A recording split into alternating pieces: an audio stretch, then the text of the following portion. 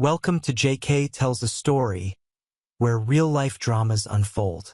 Sit back and enjoy today's tale. I glanced at the caller ID before answering. It was strange to receive a call on a Sunday afternoon that my wife Claire and I had set aside for family. Even stranger was that my lawyer was calling from Vero Beach, Florida. Hello, Pete. What's happening? Hello, Dave. Look, I'm really sorry to call you on a Sunday, but I heard something I'd like to check with you. I was out golfing this morning with the usual group, including George. You remember my friend George, don't you? Certainly. Nice guy, terrible golfer. Yes, that's him. Pete laughed. These days he works in real estate in the city, specializing in agricultural properties. He told me your garden was sold to some developer. I said I hadn't heard anything like that from you and thought you would have told me if you were taking such an important step. I was so shocked by what Pete had just said that it took me a few moments to gather my thoughts. No, we definitely didn't sell the garden. You know, we thought about developing it ourselves when the time comes. That's what I thought. Look, maybe George was wrong. I'll do some searching tomorrow when everyone gets back to work. I appreciate it, Pete, but I think I'd rather fly there to check. I haven't been there for 3 months, which is longer than usual anyway. I should go just to keep an eye on things. I didn't know why, but I had a bad feeling about this. We said goodbye and I called Claire. Claire, do you want to come with me to Vero? Pete heard a rumor that I need to check. We sent the children to their grandparents indefinitely. They didn't mind. They loved spending time at the ranch with their grandparents, who spoiled them endlessly. 2 hours later, we already had tickets to Orlando and were packing our bags. We flew into Orlando the next morning, and I rented a car to drive to Vero. I tried calling our grounds manager, Bruce McWilliams, to have someone pick us up, but he wasn't answering his cell phone. It wasn't that unusual. He was an avid fisherman and could be out of cell phone range for a couple of days if he went to one of the islands. Maybe he just forgot to charge his phone before leaving. Last night, I went online and checked my bank accounts. The smaller account, which Bruce had full access to, was emptied and had only $150 left, the minimum amount to keep the account open and avoid an automated message.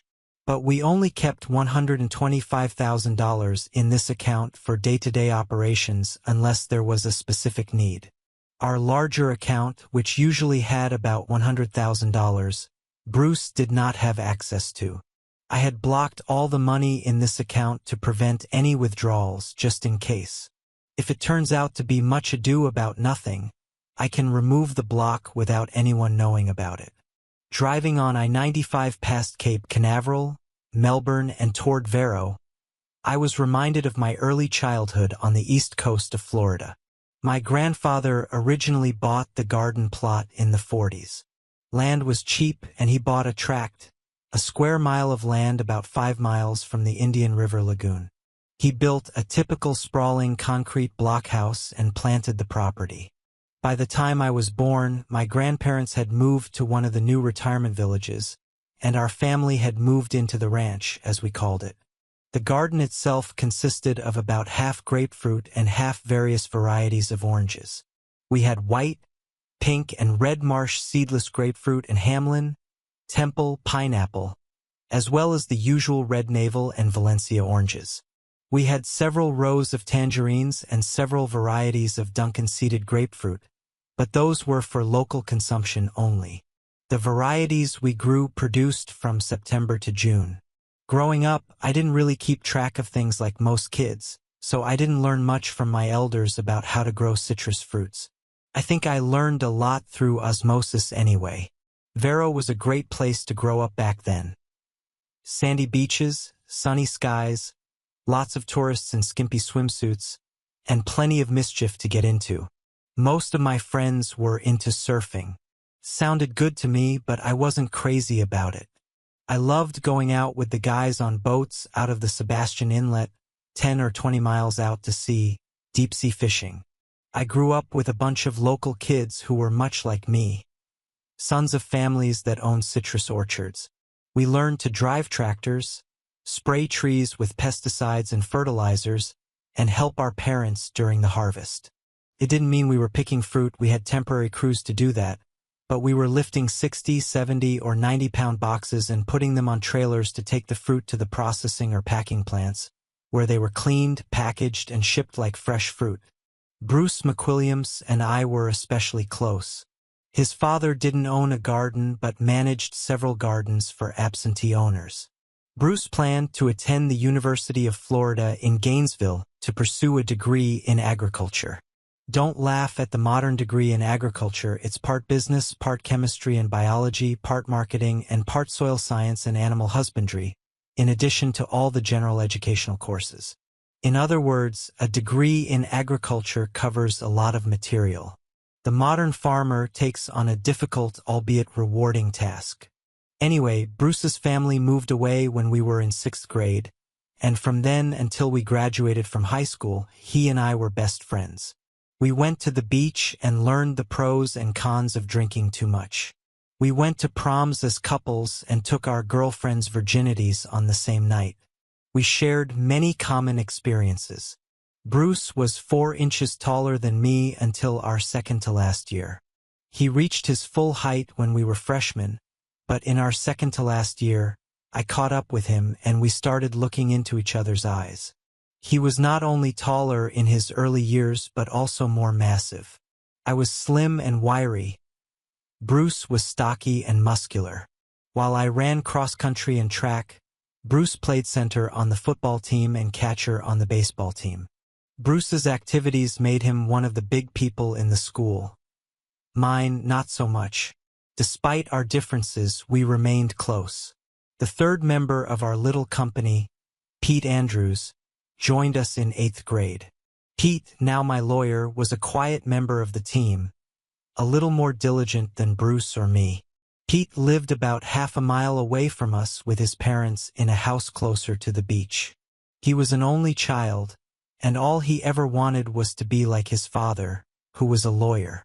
Pete was one of the geeks in the chess club, but we met in the orchestra where he played trumpet and I played clarinet and saxophone.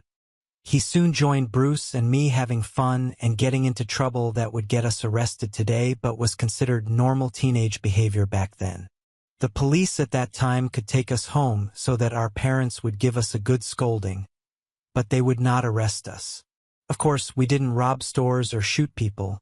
We did catch a little alligator and put it in the pool in front of City Hall. Yes, we could be the culprits of that. My time at Vero came to an end, however, at the end of our final year at school. The garden was developed and running smoothly, so the family hired Bruce's father to manage the garden. Part of his compensation was that the McWilliams family lived rent-free in a house on the property. He continued to manage other gardens, so he had a profitable small business. My mom and dad still came into town at least 6 or 8 times a year for a week or more, keeping an eye on things and still enjoying their friends in the area. In fact, they bought a house on the beach nearby because they stayed there so often.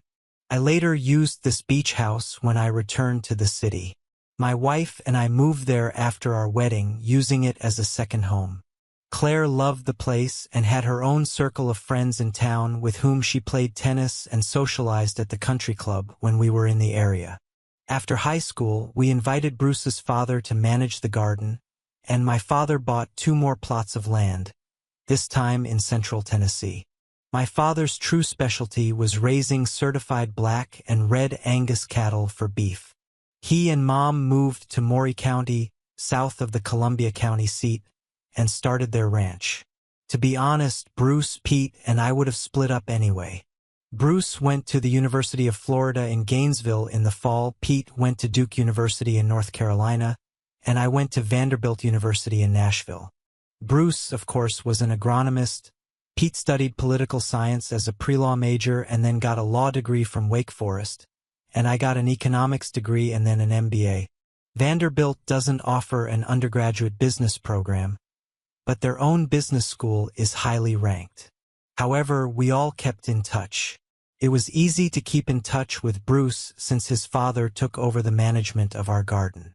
Every time we came to check on business, which was quite often, I would probably see Bruce. Eventually, Bruce's father retired, and Bruce took over the business. He was a respected orchard manager, a rarity in the world of scammers that made up the Florida citrus industry. Pete and I didn't see each other much, but we talked often and met up after school was over. After law school, Pete returned to Vero and became our lawyer. We mostly saw each other at social events. He promised not to take money for it. When we arrived in Vero, I dropped Claire off to unload our luggage and begin organizing meetings with local friends. I continued on to a local chain restaurant where I arranged to meet Pete. Pete was already seated when I arrived. He waved to me as I walked in, and I walked over and sat down.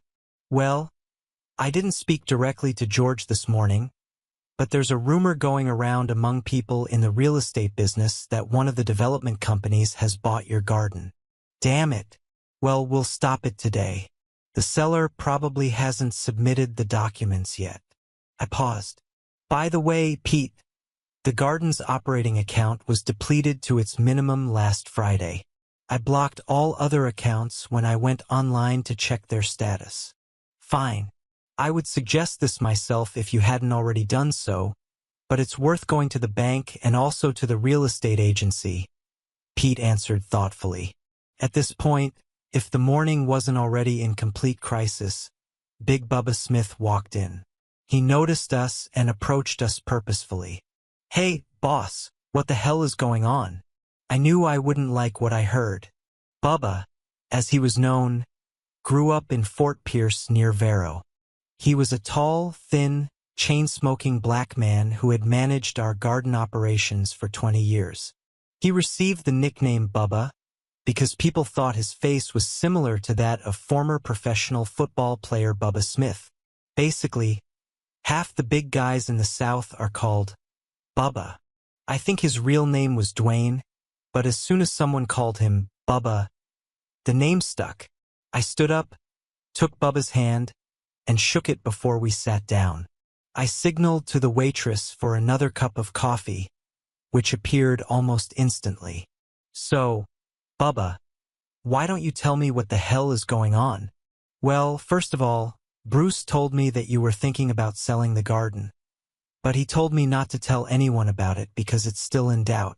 But more importantly for the garden's operations, he sold 3 tractors and left us with only the old ones.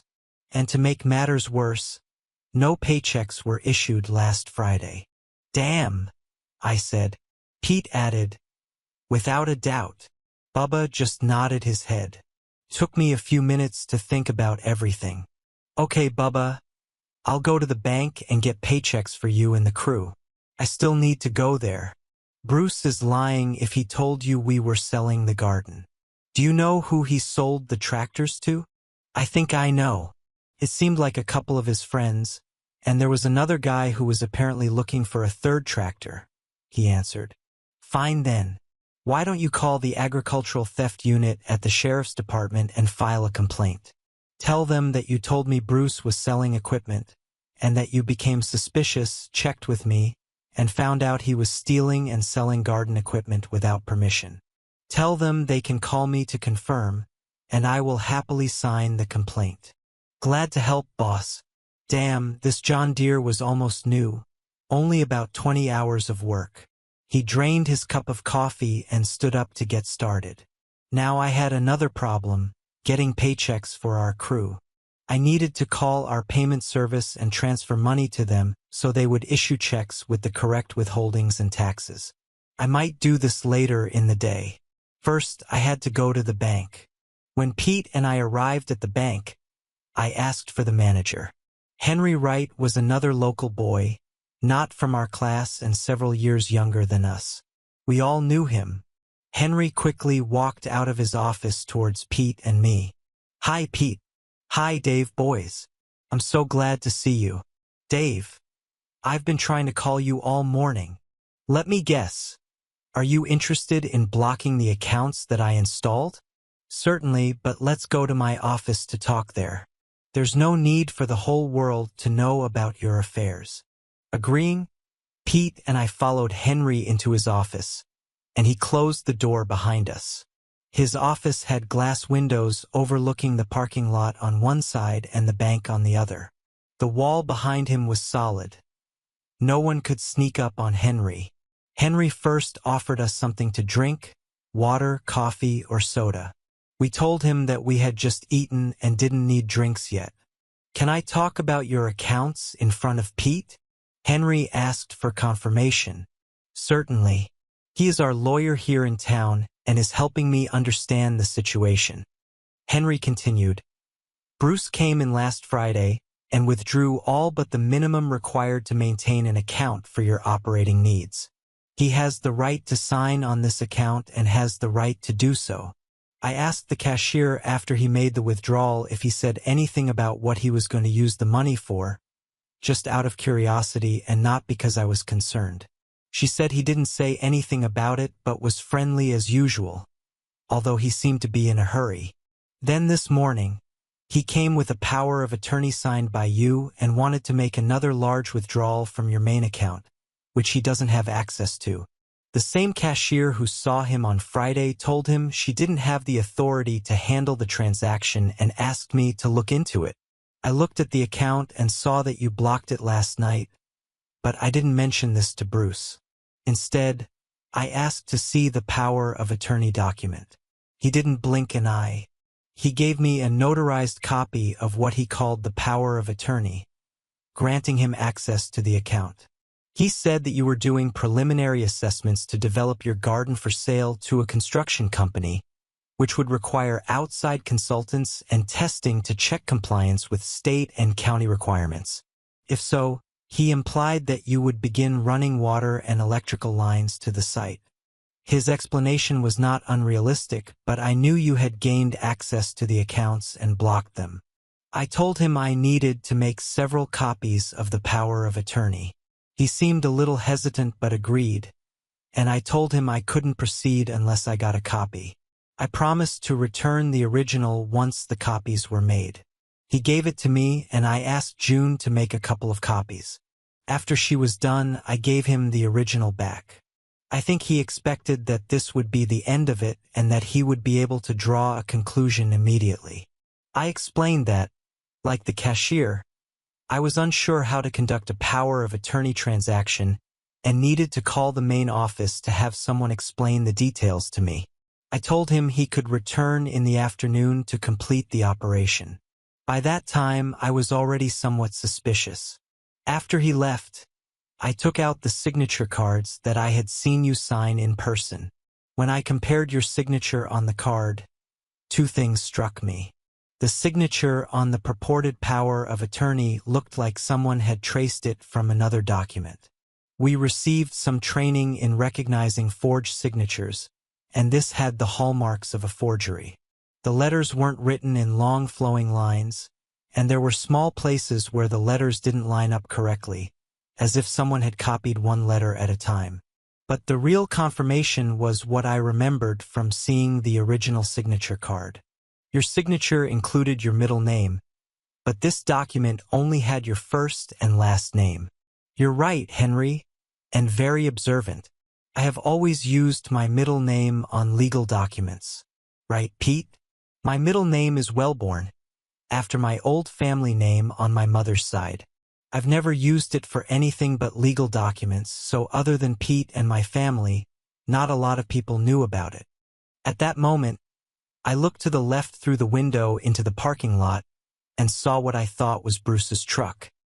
He had a 2-year-old Chevy 2500 4x4 with distinctive silver metallic paint that made it easily recognizable.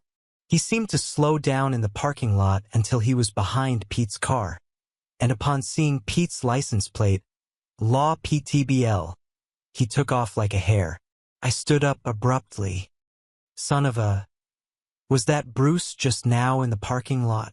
I ran out of Henry's office through the main doors and into the parking lot, quickly followed by Pete and Henry, but all we could see was Bruce's truck speeding away.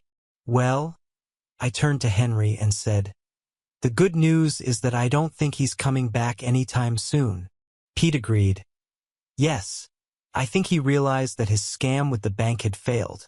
Pete looked at me curiously. Out of pure curiosity, what would you do if you caught him? I thought for a second. I would keep him here until you call the police and arrest him. You understand, Pete replied, that at the moment we have nothing to arrest him for. He had the power to withdraw money from the transaction account, and his other potential crimes that we know about are based on hearsay. Plus, he still outweighs you by 50 pounds and has a local reputation as a bully. You could get hurt if you try to physically restrain him. I looked at Pete and smiled. You're probably right. At that moment, Pete's phone rang with a characteristic Perry Mason melody. He turned to Henry and me, asking permission to leave while he was on the phone. I said goodbye to Henry and waited for Pete to finish the call. Pete hung up and turned to me. It was George. He told me which real estate agency an agent sold your garden through and who bought it. It was the agency of Andy Lopez and Associates, and the recording agent was Andy's daughter, Estella. And guess who the buyer was? I shrugged. Indian River Land Developers? Jake Stern's son? He's approached us, 3 times in the last 2 years. 4 times, actually, Pete corrected me. So what's the plan now? I asked. I think I should go back to my office and start writing letters. First, a letter that will be sent by registered mail and also by email to Bruce, informing him of his resignation from management of the garden. Then a letter to Andy Lopez, informing him that the sale of the garden land was carried out under false pretenses, demanding the immediate reversal of all actions related to it. And a third letter that we can forward to all other interested parties who have previously dealt with Bruce, letting them know that they will be paid, and if they are customers, that they will still be sending their checks to our garden address. You need to go home and make sure all the credit cards are canceled, although he's probably already maxed them out, and sort out the paychecks for employees. Okay, Pete. Call me later with any news that comes up. Agreed. Paying wages to the garden crew was not that difficult. We only had 5 full-time employees. Bubba, 2 other men who performed various garden maintenance duties, and 2 women who handled financial and production accounting, such as counting the boxes of fruit sold, tracking who they were sold to, and managing payments to the temporary crews working in the gardens. I called the payroll service and transferred the necessary money from the freelance account. They took care of the rest. I knew it had to be done quickly since most farm workers lived paycheck to paycheck. Our people were better off than many, but they still needed a stable cash flow. I made sure that they were provided for, and in return they showed amazing loyalty to us. I opened my laptop and saw that Pete had sent me draft letters for approval. I approved them, and Pete sent them out, officially severing our relationship with Bruce McWilliams' management firm and notifying the realtors to stop the deceptive sale. A final letter outlining our position would be sent to all interested parties who had previously dealt with Bruce, notifying them that they would be paid, and if they were customers, that they would still be sending their checks to our garden address. We only had 1 garden credit card, and as Pete predicted, it was maxed out. I stopped the possibility of additional withdrawals, but this was after the horse had escaped from the barn. Luckily, the card had a limited credit limit as well as a daily maximum for cash withdrawals. Maybe I can get something back. Urgent matters were completed. Claire left me a message that she was having dinner with a few of her friends from the club and that I was on my own for dinner. Since I had a few hours to spare, I grabbed a glass, put a large ice cube in it, and went to the liquor cabinet to pour myself a shot of Scapa, a single malt Scotch whiskey from Scotland's northernmost islands, Orkney. It was so light that its taste exploded in my mouth, awakening all my taste buds. It always seemed to inspire my thoughts. Sitting in my reclining chair, I leaned back and thought about how Bruce and I grew up together.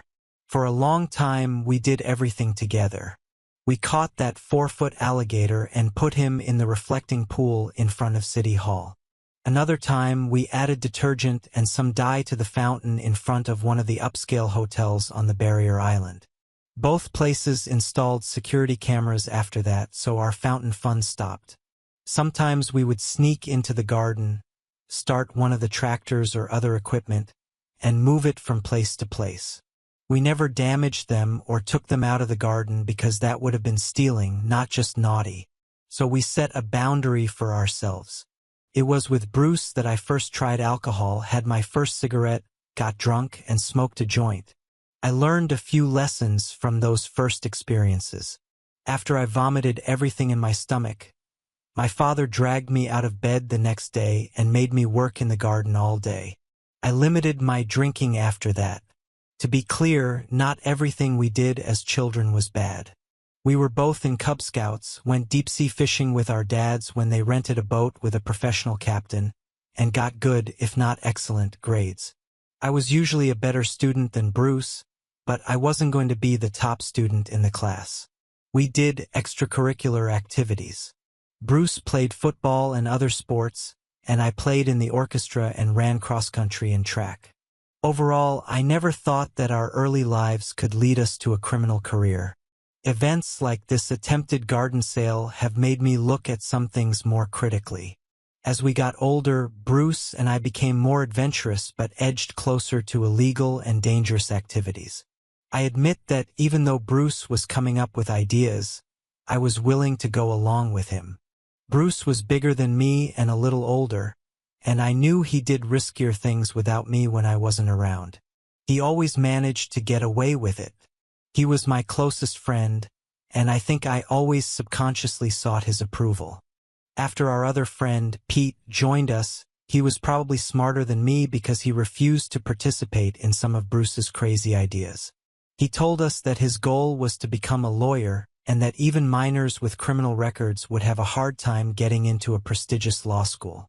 We accepted it and didn't blame him. We kept inviting him on our adventures, as we called them. Sometimes he came, sometimes he didn't. I understood Pete's long-term thinking about his life goals. But even if he said it with a smile, Bruce called him a weakling or a coward for avoiding our wildest antics. When we were teenagers, there were several occasions when we went down to the harbor and took some absentee owner's boat for deep-sea fishing without permission. I don't know if Bruce had any friends at the marina, but he was able to get the keys to open the locked gates meant to keep people away from the boats.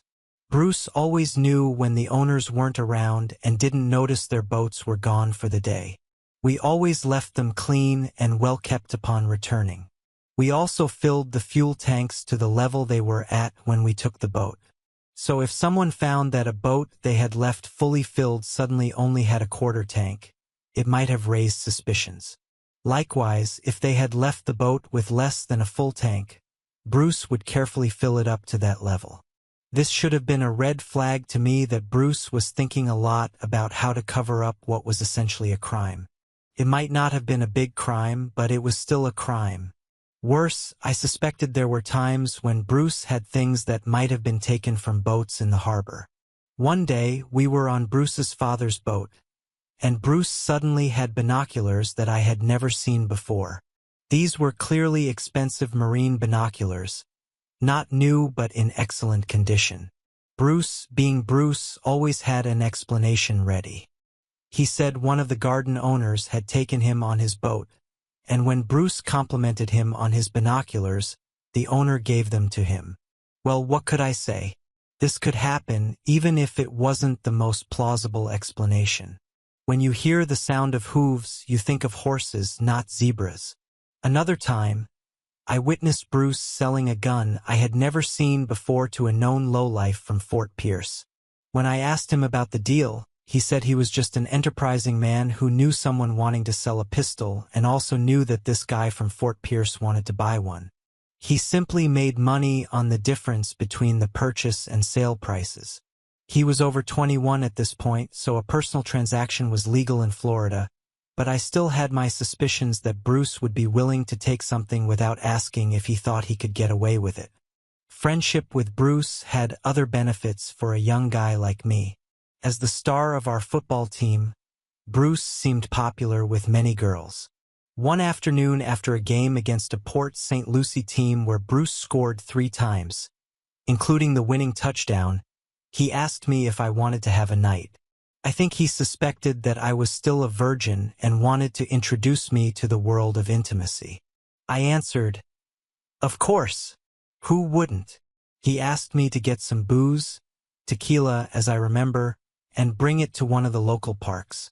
I pulled out a bottle from my parents' supplies, and Bruce came with 2 girls. I already knew that Bruce preferred Latinas, so I wasn't surprised when the 2 girls he brought to the park were Connie Lopez and a girl named Eva, whose last name I don't remember. Both were Hispanic. Connie's family had fled Cuba, and Eva's family, as I remember, was of Mexican descent. Her father worked on a plantation, and her mother worked in a packing plant. Connie was quite famous in town, having been one of the varsity cheerleaders at Vero Beach High. Eva did not attend the same school. She might have gone to a Catholic school that served Vero and Fort Pierce, or she might have been working and not going to school. I wasn't interested and didn't ask. Bruce always claimed that Latinos were the best because they had big breasts, knew what they had to do, and would do anything to date popular guys. We sat on one of the benches in the park, far away from other people, and started making tequila shots the classic way. Lime juice on hand, dip in salt, lick and drink tequila. Of course, this was not high-end tequila. It was the kind my parents used for margaritas or other mixed drinks. After we had emptied most of the bottle, we went to one of the slightly shady hotels away from the beach, and I got a room. Thinking about it now, I often bought drinks and paid for rooms. It seems Bruce was taking advantage of me financially even then. As soon as we got into the room, Bruce turned on the radio to a salsa station, and the girls started dancing and stripping in front of us. It was really cute. Bruce told Connie to take care of me and show me how it's done while he took care of Eva.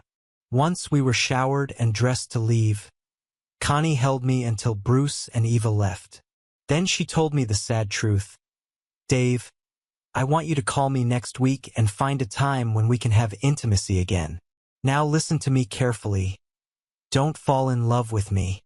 Many men think they are in love with the first woman they had a night with. This is not love. This is attraction. You will have intimacy with many women, Dave. You are smart, handsome, and wealthy, and I will teach you how to have good nights. You don't want to think that we're in love.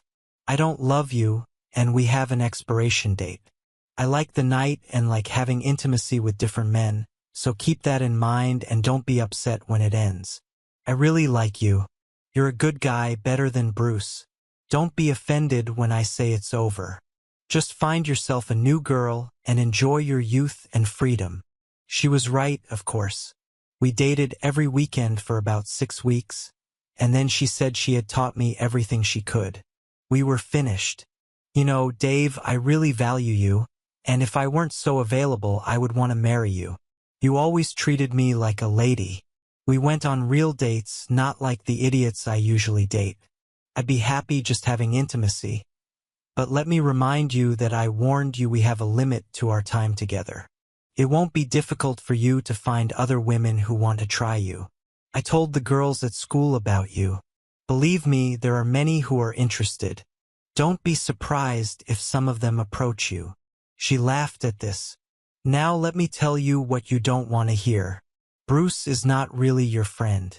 He may have been in the past, but Bruce is a user, and in the end, he will use you too. I'm not saying to leave him. He can be fun, but don't trust him completely.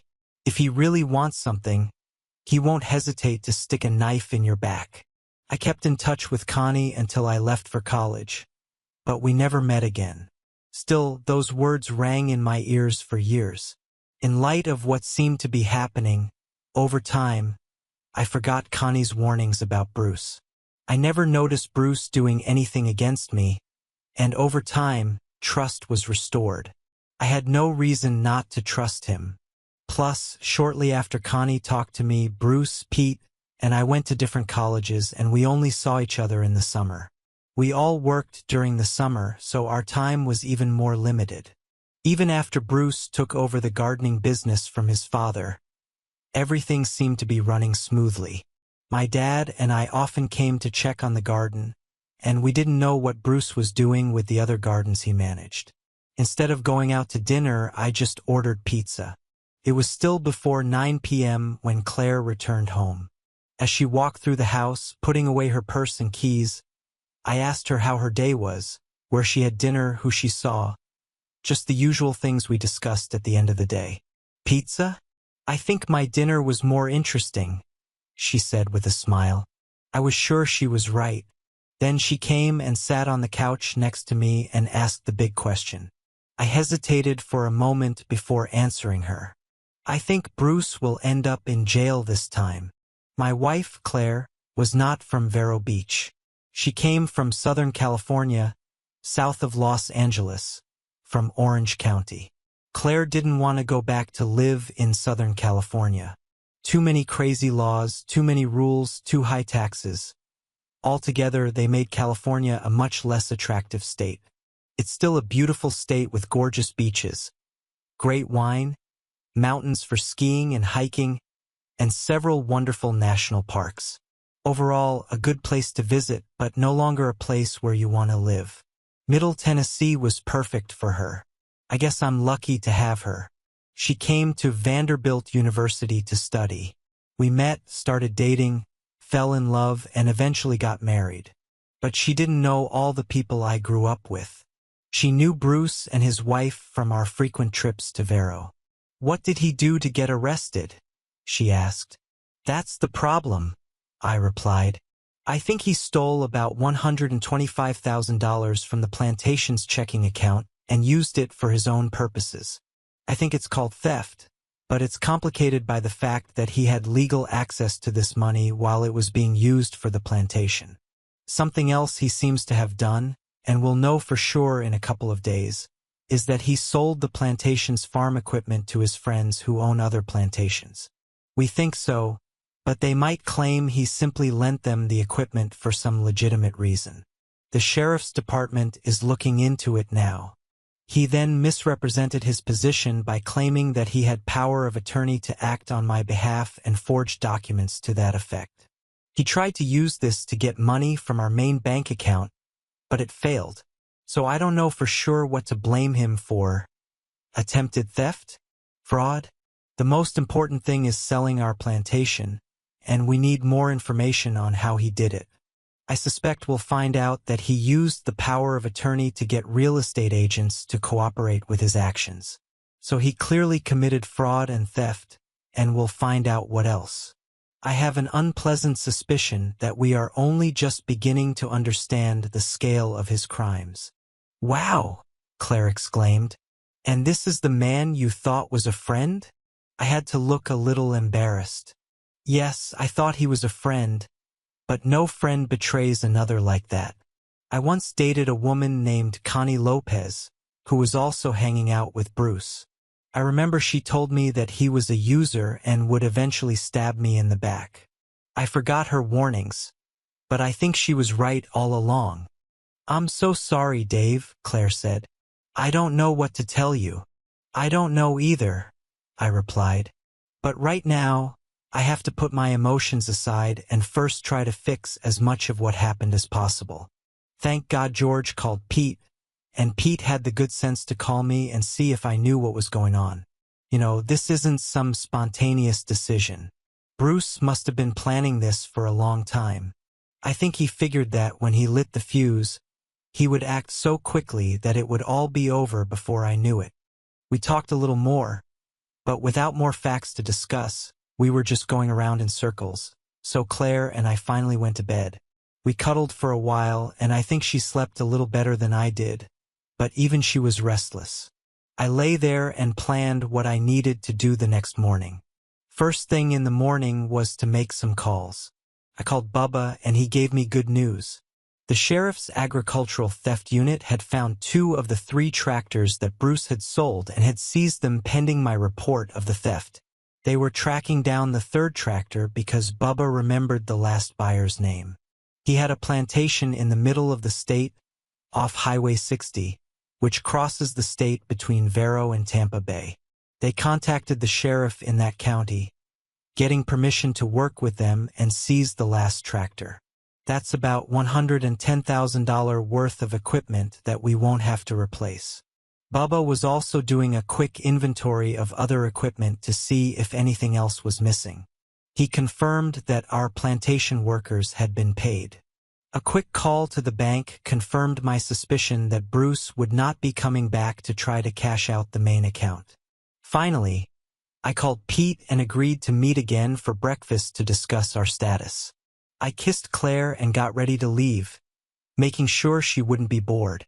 Dave, I brought a couple of books with me to read, and I have my laptop. I'll check with work to see if there's anything urgent that needs to be dealt with. Pete was already waiting for me at our little cafe for breakfast.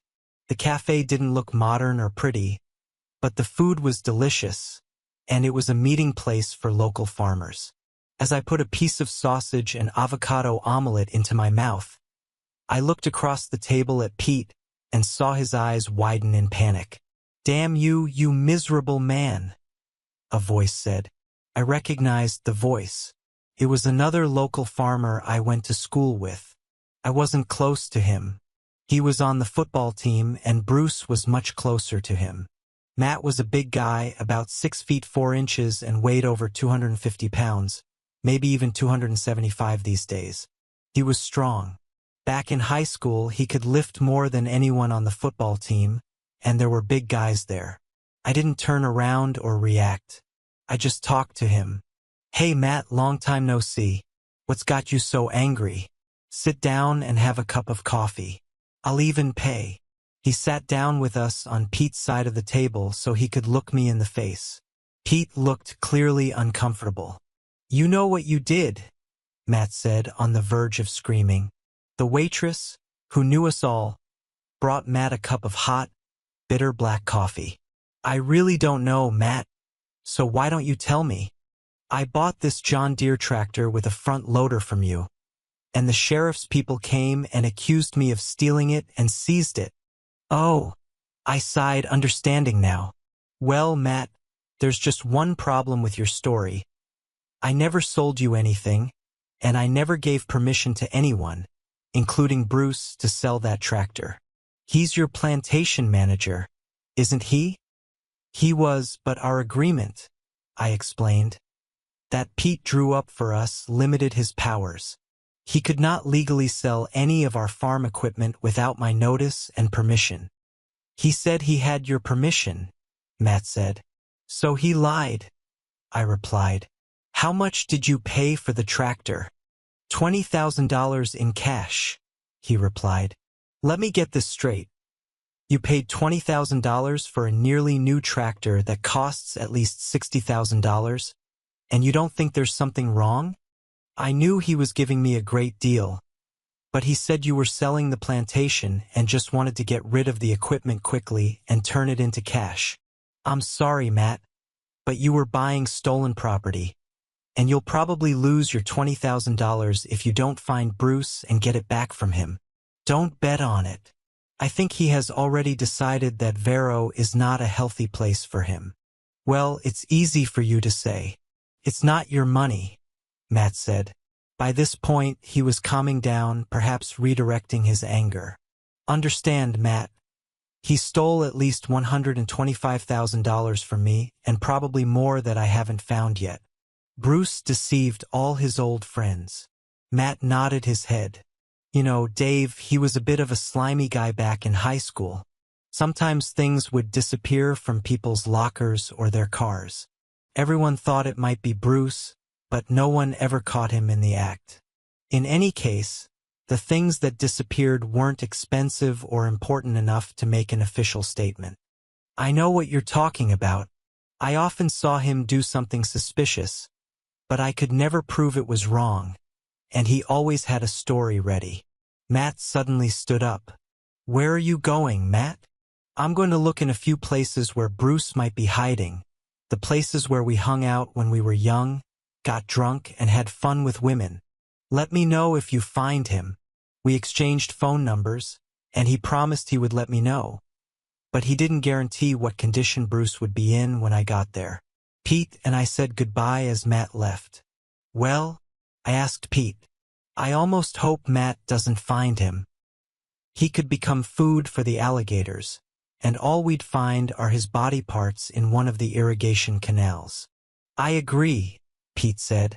I was grateful to Pete for coming with me to sort out the mess Bruce had created.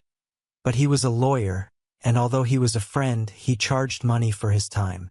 I wanted to make sure I was using him effectively and not wasting his time.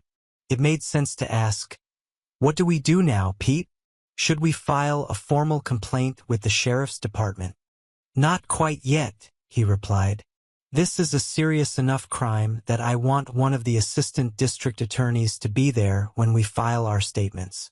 You understand that there will be several statements, don't you?" "Absolutely," I said. "You go make sure there are no additional problems at the plantation, and I'll call you when I make an appointment at the sheriff's department. There's something else I want to do," he added. "I have a paralegal who is tracking down the notary who signed the fake power of attorney. She's definitely involved in this scam. In fact, she may have helped Bruce create it. She may have seen more than one power of attorney, or if she's a lawyer herself, she might have access to templates to create them. Not that it was difficult. You can download templates online in 10 minutes anyway. I'm doing this because we need to include her in our statements." I thought that made sense. "Okay, Pete, call me whenever you want me to come to the sheriff's office. I'll go and check the plantation." We separated for a while. I didn't tell Pete, but I was going to visit the old plantation house where Bruce's family had lived to see if anyone was there. When I arrived at the plantation, Bubba had everything organized and running again. Luckily, it was too early in the year to harvest, so we mostly did preparation. Bubba walked up to the rental car as I pulled up. "Hey, boss. When will we get our tractors back?" "Honestly, I don't know yet. Pete and I are going to the sheriff's office later to sign statements. I don't know how long they'll want to keep them before returning them to us." "Okay, we need them now. I was going to put the mower on the John Deere and cut the weeds again. I wanted to start with a row of Hamlin oranges because those will be the first ones we'll be collecting." Hamlin oranges were an early variety used entirely for juice. We talked about operational matters for about 15 minutes before I broached a sensitive topic. "Bubba, did you have time to inspect the plantation and find out if anything was missing?" "Of course, boss. I think we're missing about 50 of the 60 harvest boxes. I know we're keeping score, and that's the difference between our score at the end of last season and today." "Crap," I said. Bubba simply nodded in agreement. The missing plastic crates had the name of the plantation burned into them, so no one else could use them to pick and ship citrus fruit for processing. This meant whoever stole them intended to melt them back into the original plastic raw material. One box of citrus crates cost us a little more than $160 each new. The most anyone could get for its plastic contents was about $18 a box. It was a huge loss for us, but if they were stolen, that's $900 of easy money, and it would have cost us over $8,000 to replace them. This fell into the category of grand theft. Although we prevented the fraudulent sale of the plantation, the losses piled up. The good news was that if Bubba was right and nothing else was missing, we still had most of what we needed to keep the plantation running. Computers, business documents, and office equipment were still in the office. Bruce may have had his cell phone paid for by our plantation, but I was willing to bet it was either lying in a ditch or left somewhere for anyone to pass by, which reminds me, I need to turn off this phone. I didn't want to pay for calls to Central or South America or some Caribbean islands. Took me about 5 minutes, and to my relief, it hadn't made any calls in the last week. Bubba changed the locks both on the gate and in the office to prevent late-night visits from five-finger discounters. My next visit could be difficult and even dangerous. I was heading through the plantation to the other side, where there was an old ranch house. This was the house where Bruce's family had lived. I might find the house empty, or I might encounter Bruce armed with a pistol or shotgun. So I took my Walther P45 and put it in the car somewhere easy to reach. As I drove up to the house that my grandfather originally built, I felt a pang of nostalgia. The outside of the house still had the same general appearance as when my family lived there. The walls were made of concrete blocks painted a light beige, with a roof that peaked in the middle and sloped on all sides to a covered porch that wrapped around most of the house. Upon closer inspection, one could see that all the windows were new, double-glazed with UV protection to prevent the full force of the sun from heating up the interior. This gave them a mirror-like appearance, which also meant I couldn't see movement inside the house. Inside, the home had been completely remodeled and modernized 3 times. There was a modern kitchen that was part of an open plan, with no walls between the kitchen, dining room, and family room. There were 4 bedrooms at the back of the house that I couldn't see from my angle.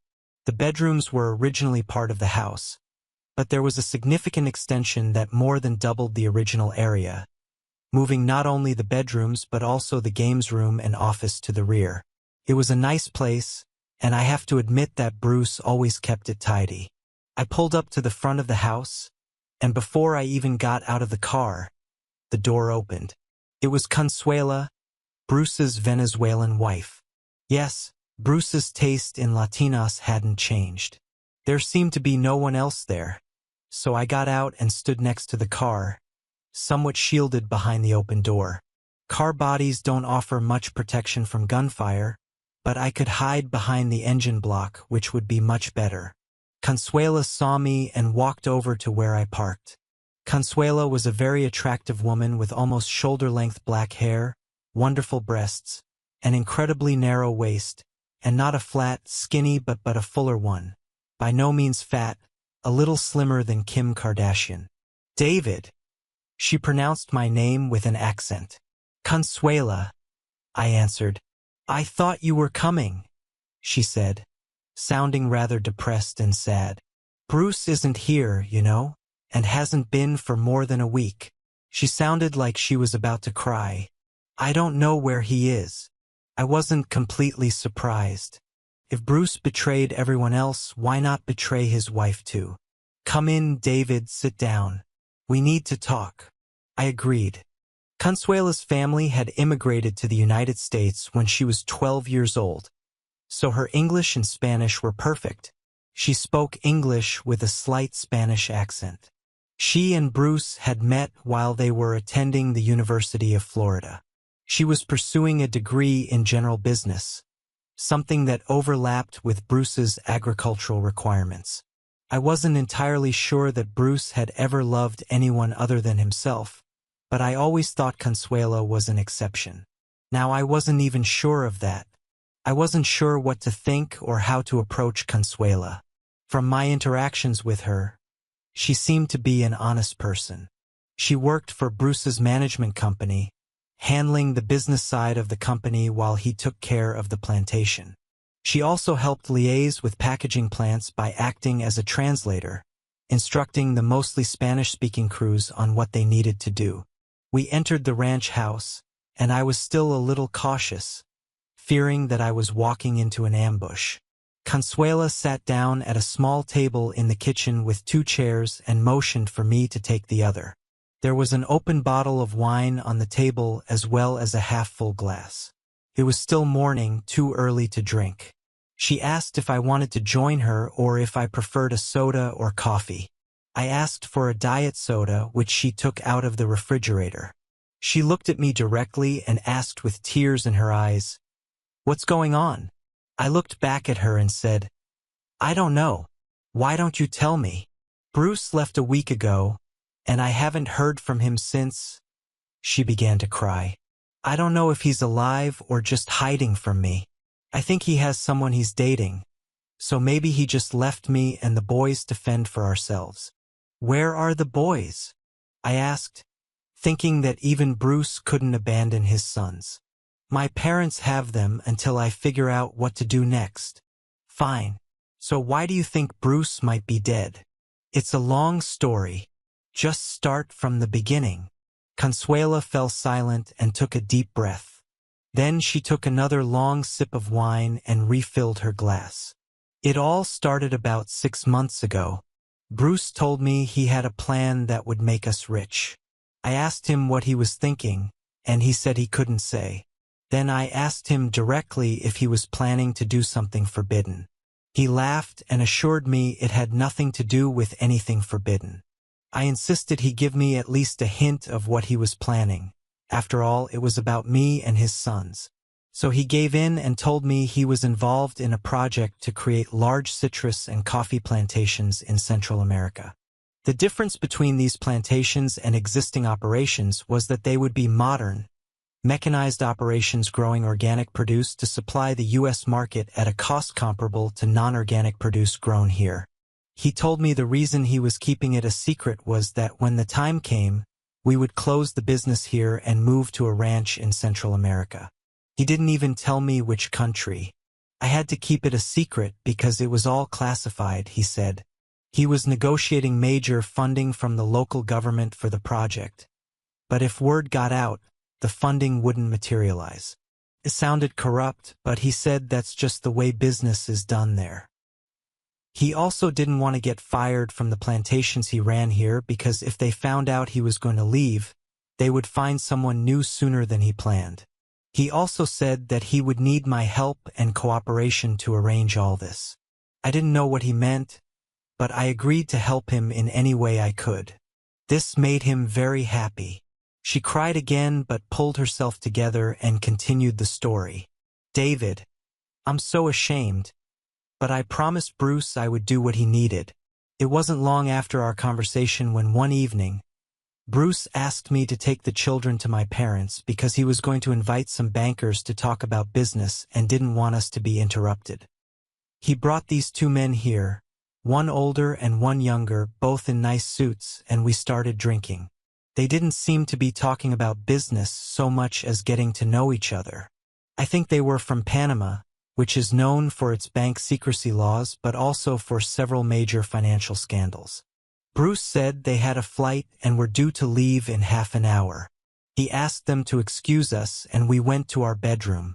We were all pretty drunk by then. He told me to take off my clothes and put on thigh-high stockings and high heels. It disgusted me, but I did as he asked. Bruce left and returned to the living room, where he put on some salsa music. Then he called me to come out and dance for our guests. I was so ashamed, but I did as he asked and went out to dance for these men without anything except for stockings and high heels. Finally, Bruce told me to go back to the bedroom and wait while he escorted our guests to their rental car. I could hear them talking, but I couldn't make out the words. It seemed like they were agreeing on a time to return to the States. Consuela took another sip of wine from her glass before speaking again. A distant look appeared in her eyes.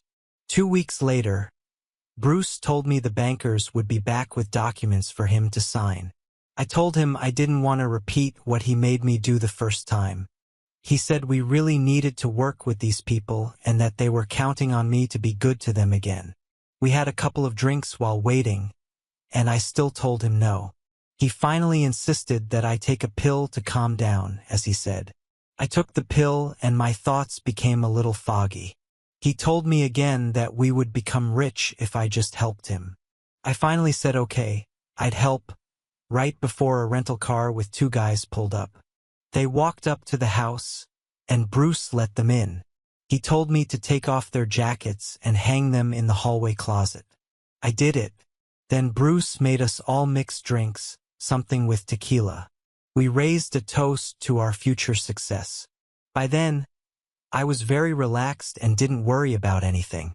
He told me to put my thigh-high stockings and high heels back on, and I remember thinking, oh, I'm going to dance without clothes for these 2 guys again. But it didn't bother me anymore. I thought that if they wanted to see me without anything again, it wouldn't hurt anyone. I changed and returned to the living room, ready for the show. But when I came out, everything was different. Bruce turned on the salsa music and I started dancing, But the two guys and Bruce stood up and came to me in a circle, starting to do dance moves too. At that moment, I thought it was funny. I was dancing without anything with three dressed guys. Then Bruce told them they could touch me. I was so confused by the pill and the tequila that I didn't even protest. After that, they went to the table and started signing papers. Then they left.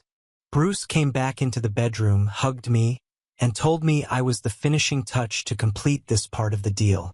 He said I did what he needed me to do that night. Then he put me to bed, and we had a night.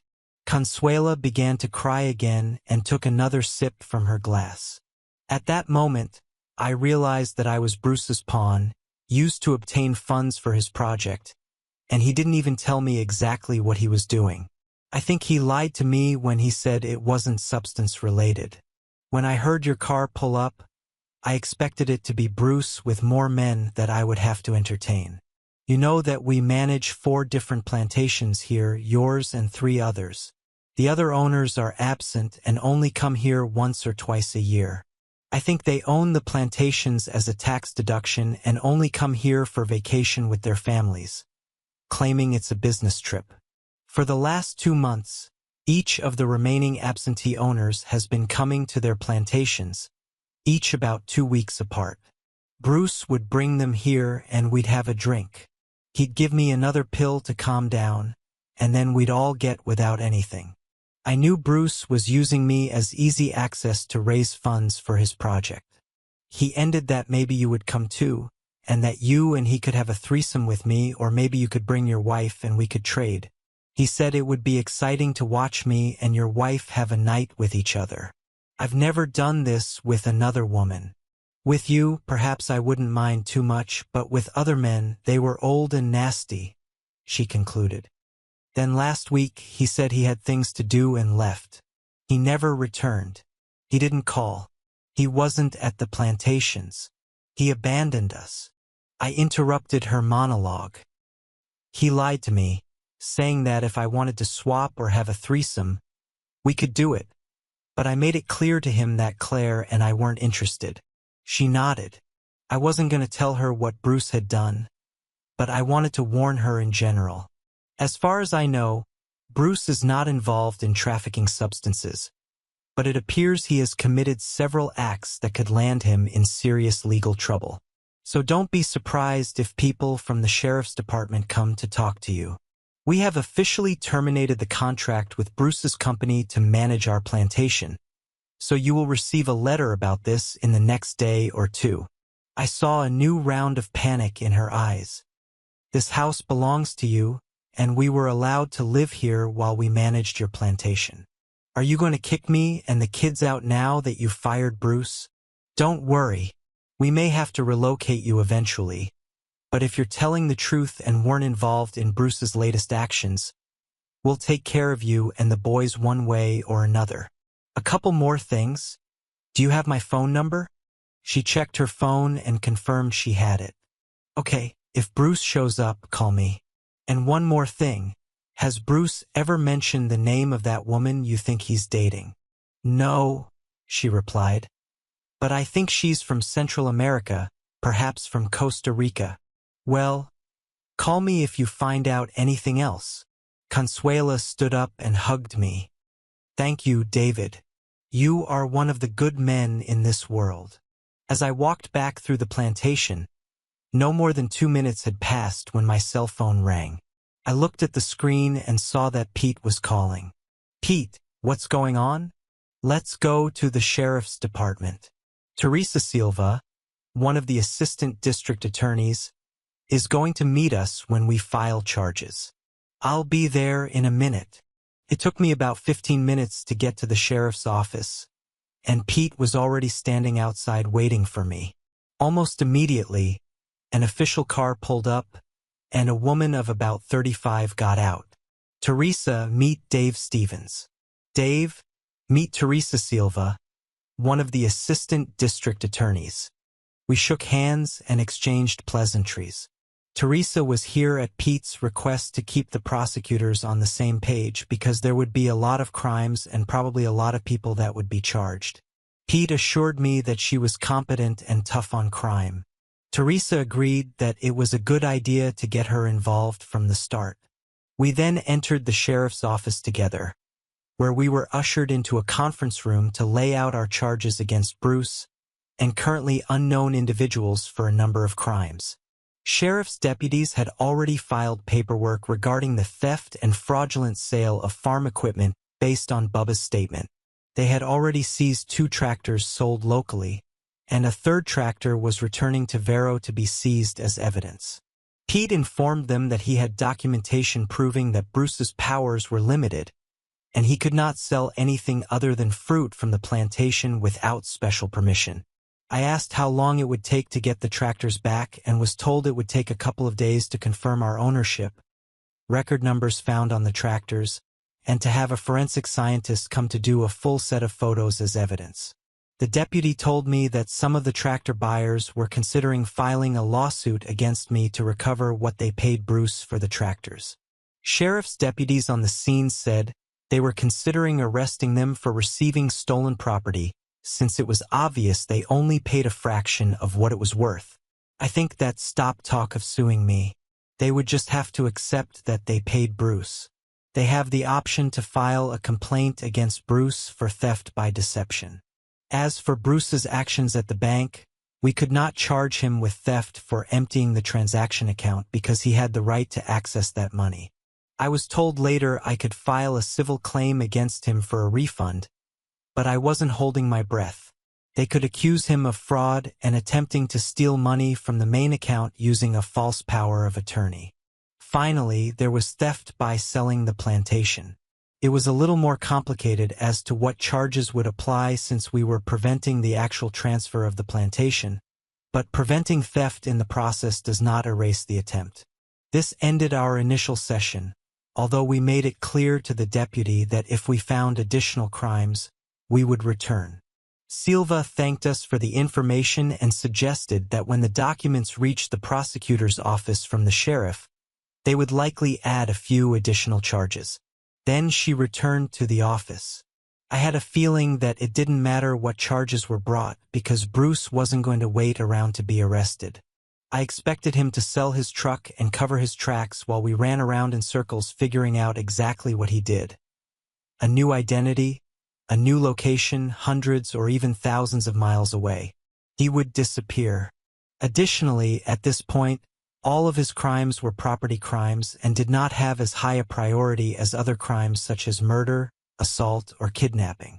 There won't be multi-layered all-points bulletins, and even if there are, there won't be police briefings for the guys on the streets for more than a day or 2. Unfortunately, there are too many other serious crimes. I followed Pete to our next stop, Andy Lopez's real estate agency, Properties by Andy. Both Pete and I had met Andy at various events, although we were not friends, more like casual acquaintances.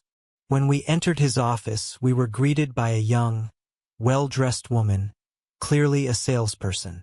She smiled, greeted us, and was only slightly disappointed to learn that we were not looking for real estate but had come to see Andy. Andy came out, and when he saw Pete, he rolled his eyes and said, "Pete, what a mess. Sorry about that, Andy. But it was very good for you that we were able to prevent a fraudulent transaction. Yes, you're right. Let's go to my office. Would you like to get coffee?" We agreed, and he called the young agent who was in the room. "Carolyn, can you bring 3 coffees and a tray to my office?" We sat down and chatted for a bit. Andy asked Pete about his family and vice versa, and he asked me about mine since we no longer lived in Vero. I told him about Claire and the kids. Carolyn brought a cart with 3 coffee mugs and all the accessories. I took a couple of sweeteners for mine. Pete added cream and sugar, and Andy drank his black. Almost immediately after we finished making coffee, a young woman entered the office. She was 24 or 25 years old. Andy introduced her as his daughter, Estella. She was holding a stack of documents in her hands. "Hi, Pete. Nice to see you again. I really wanted this deal to go through, though. $15 million for the plantation." Well, Dad asked me to make copies of all completed documents for you. Thank you, Estella. Make sure the originals are kept together in a safe place. They will almost certainly become evidence, and prosecutors will want the originals, not copies.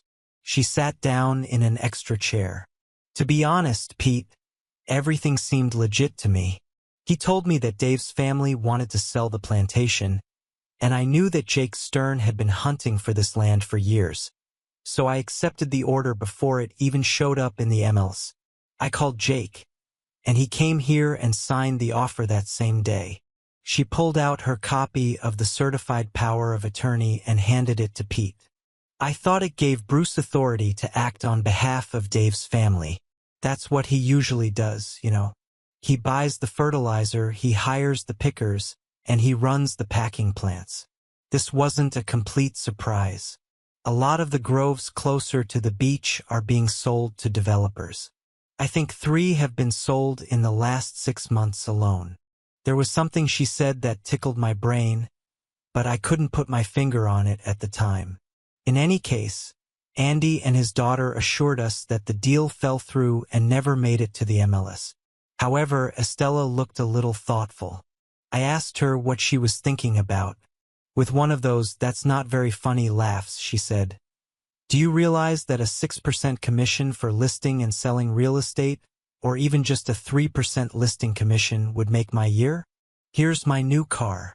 "Yes," I agreed, mentally calculating the commission from $150,000 to $300,000. However, Estella had another thought, and she silently said to herself, "That son of a... I let him take me, and now it all disappears. I'm finished." Again, we left the office and found another place where Bruce had left a trail of problems behind him. Since it was getting late, Pete went home, and I returned to the family cottage on the island. There I found Claire waiting for me. "How did it go?" she asked. "Well," I replied, "we are correcting the situation as best we can, but I think we're short $125,000, or more accurately $124,950, from the transaction account because he had legal access to it. There will be enough other charges against him that if or when he gets caught, he will end up in jail for a long, long time." I also stopped and saw Consuela. She says she hasn't seen or heard from Bruce in a week. He told her about some project that was supposed to make them rich from a ranch somewhere in Central America. She claimed she never knew the details and seemed terrified that he was going to get involved in pills, and they would end up as slaves to the cartels. My guess is that over the last 6 months or so, Bruce has been selling it to potential business partners and prospective investors, forcing her to please her bankers and have threesomes with some of his other clients. She seemed rather disgusted with herself for giving in and doing it, but you know how Bruce is. He promised her the moon and placed the guilt on her, saying that if she didn't agree, the failure of his project would be her fault. He used substances. At this point, Claire interrupted me. "Dave," she said, "I never told you this before, but before we got married, Bruce suggested that you, me, and him could have a threesome. He claimed it would be the best night I'd ever had and implied that after the first time, we could do it again in the future. In fact, he even suggested that once we were married, we could switch partners when we were here in Vero. I was horrified and disgusted that a man who was one of your best friends would do such a thing. I never told you because I was sure he was drunk at the time, and because he was a close friend. The next day, I don't think he remembered what he said, and he acted normally again, so I didn't pay much attention to it. But I don't know if you noticed that I always kept my distance from Bruce. I always stayed by your side if we needed to be together. I did notice this but attributed it to some instinct that told me Bruce was not being entirely honest and was perhaps too flirtatious and touchy-feely, more than most women would be comfortable with. I stayed with him because, like his father before him, he was a good grove manager. This new discovery only increased my anger and sense of betrayal. He may have been drunk, but I'm sure he knew and remembered every word he said. Perhaps he thought he had planted the seed of an idea in her head that she might act upon in the future. He definitely didn't know my wife. As Connie Lopez told me years ago, Bruce is not and never has been my friend. I changed the subject and told Claire that we were going to dinner with Pete and his wife, Brenda. Brenda was one of the women in Vero whom Claire loved very much. Being able to have dinner and chat with her was a nice opportunity. But keep in mind that you and Pete are not doing business today, I added. I agreed, Claire said. Pete told me Brenda had gotten the same promise from him. We had a nice dinner together at one of the great seafood restaurants close to the ocean. The seafood was straight off the dock, as fresh as it could be, and the chefs had spent years perfecting their craft. I had to admire what they did. When I tried to cook seafood at home, I never did it as well. Like most of the year, it's warm in Florida, so we took a walk on the beach. At this time of year, the insects weren't too bad, and the weather had cooled down from the summer heat, so it was nice to walk along the beach listening to the sound of the waves. For me, it brought back memories of my teenage years in Vero with friends, but like Jesus and George Washington, I had to deal with my Judas, my Benedict Arnold.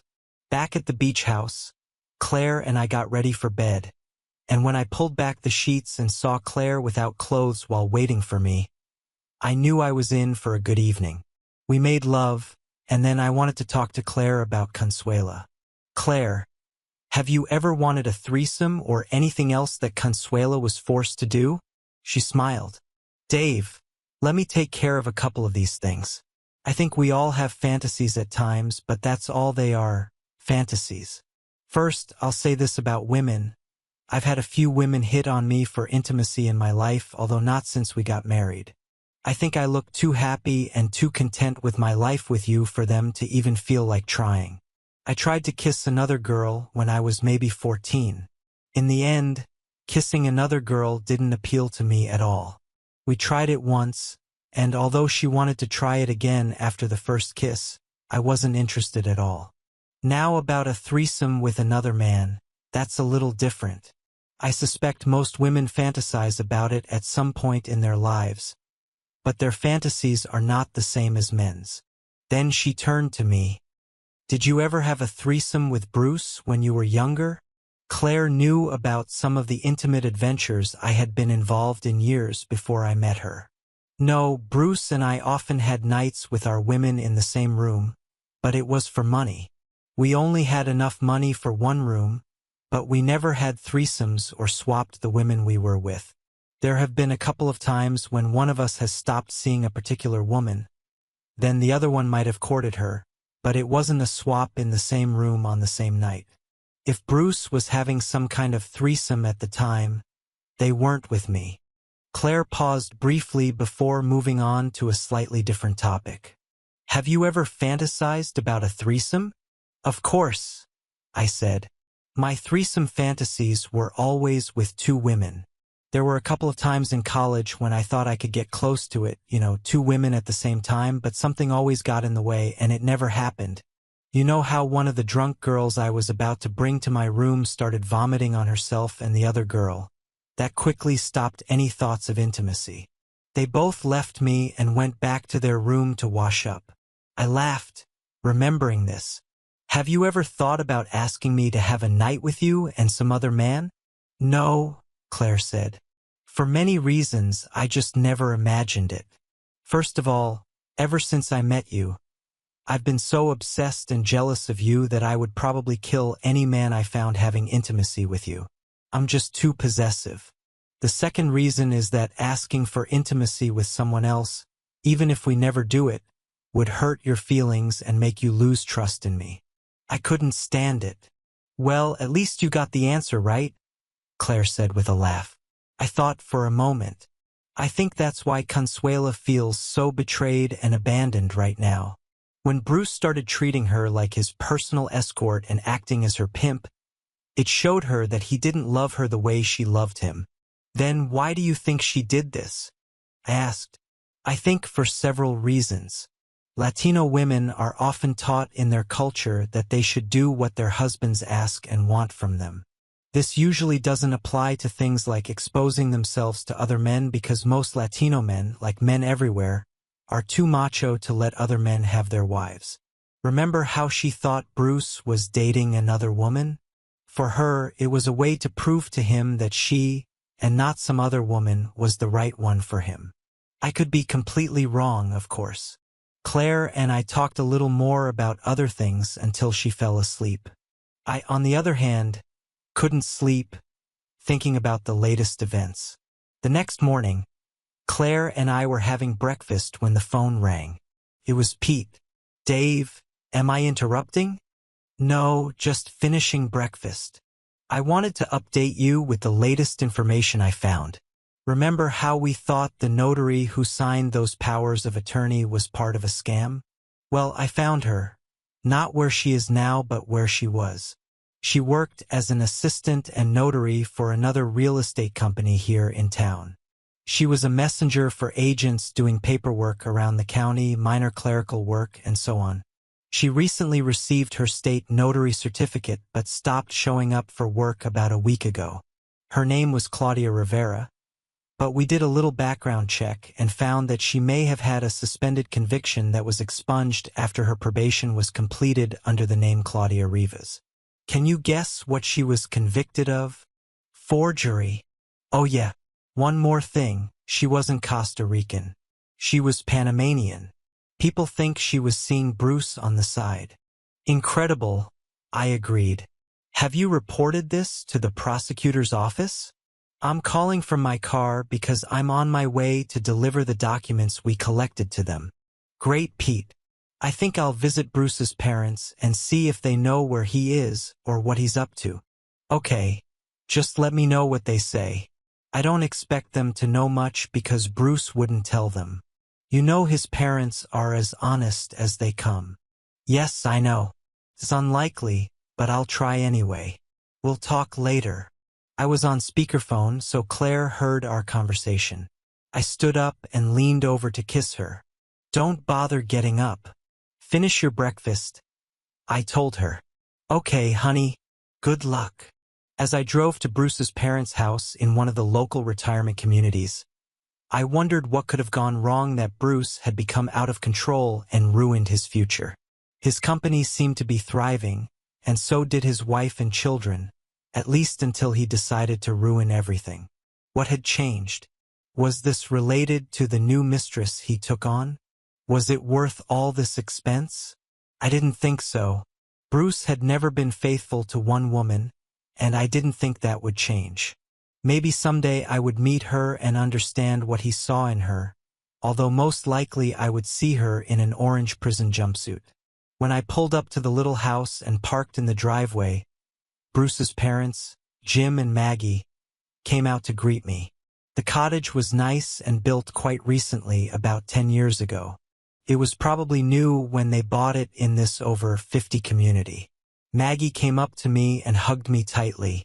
Dave, it's so nice to see you. Jim shook my hand and invited me inside. They offered me coffee and Maggie's homemade blueberry muffins, but I declined, saying that I had just had breakfast before arriving. We chatted a bit. They asked about my parents, how they were doing, and how work was going on the ranch. I asked about their life in the retirement village and whether they were enjoying being grandparents. After a while, they looked at me, knowing why I had come. Dave, a deputy came by yesterday asking about Bruce's whereabouts. As he put it, we should have told him the same thing we're telling you. We don't know and haven't heard from him in about 2 weeks. It's not that unusual. He doesn't call us all the time and doesn't come often, even though we live only 5 miles from the Grove. It sounded a little sad, but it's not that unusual these days for kids to ignore their parents as they get older. Did anything happen to cause Bruce to change so dramatically? I asked.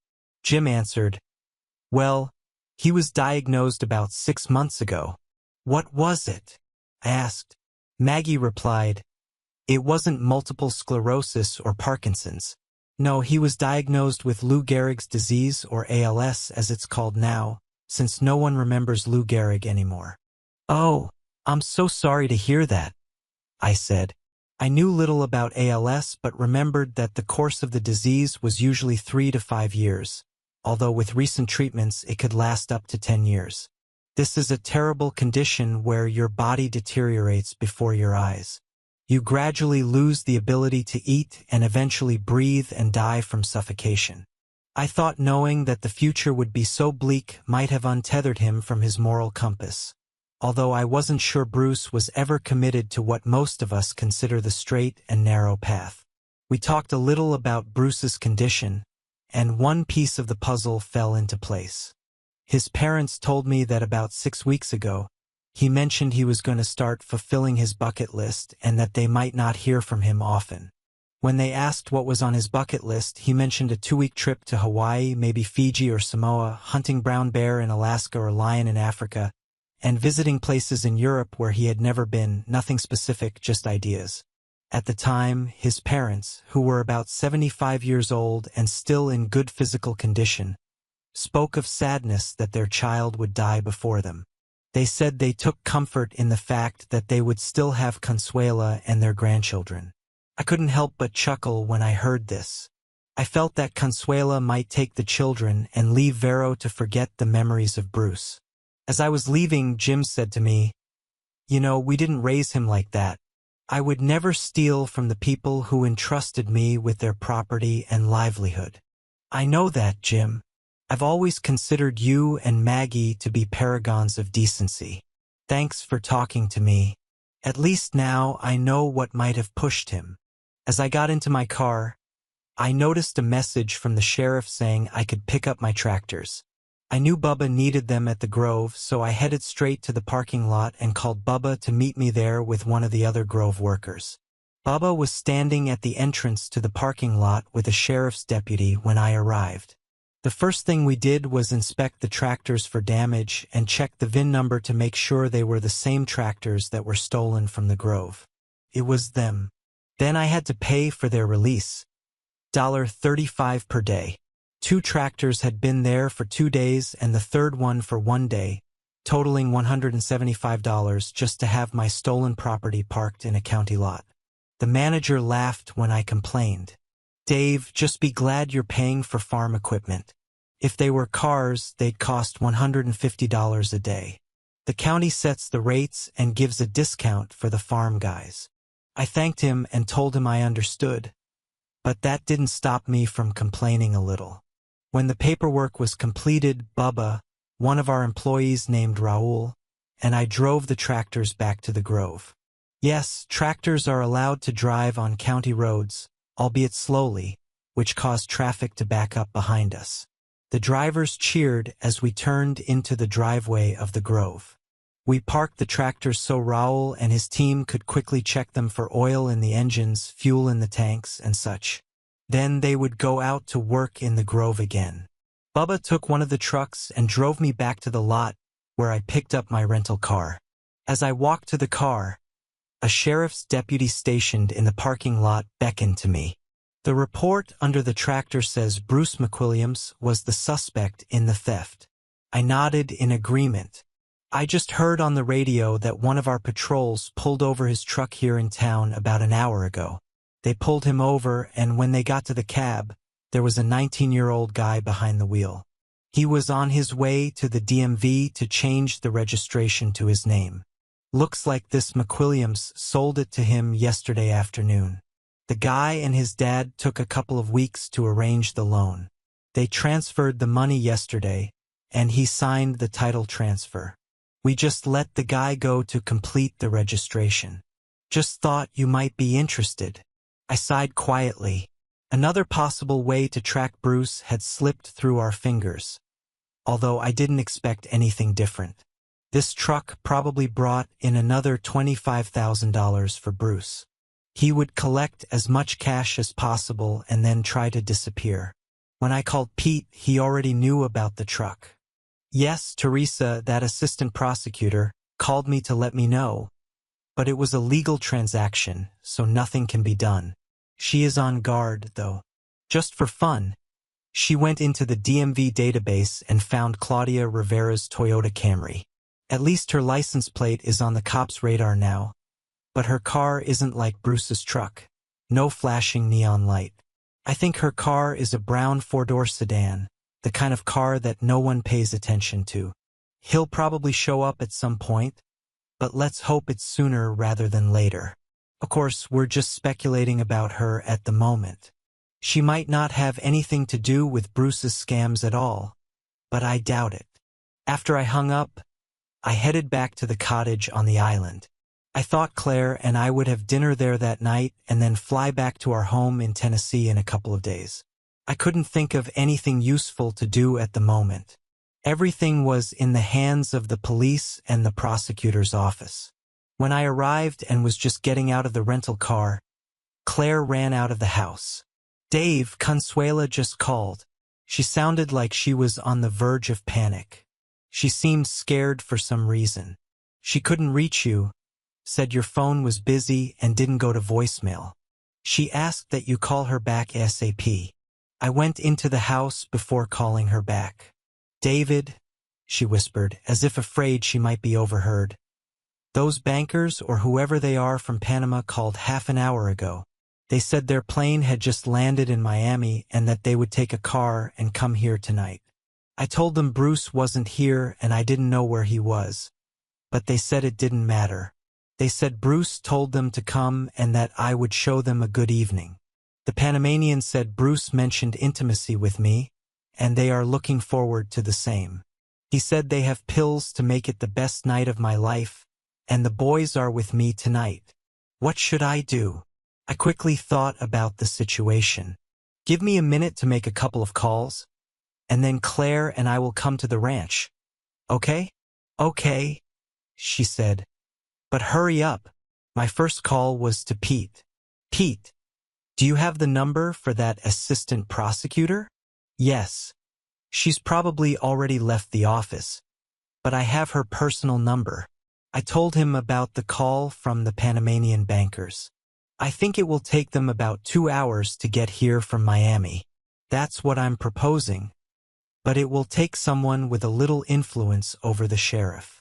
I shared my plan with Pete, and he said he would contact Teresa, and they would be ready. Claire and I got back into the rental car and drove to the ranch. I saw Consuela peeking out from behind the curtain to make sure it was us before opening the door. When she opened it, relief was visible on her face. Claire walked to the door, and they hugged. Consuela was so happy to see us. "Consuela," I said in a soothing but insistent voice, "get your boys together and take them to Bruce's parents for the night.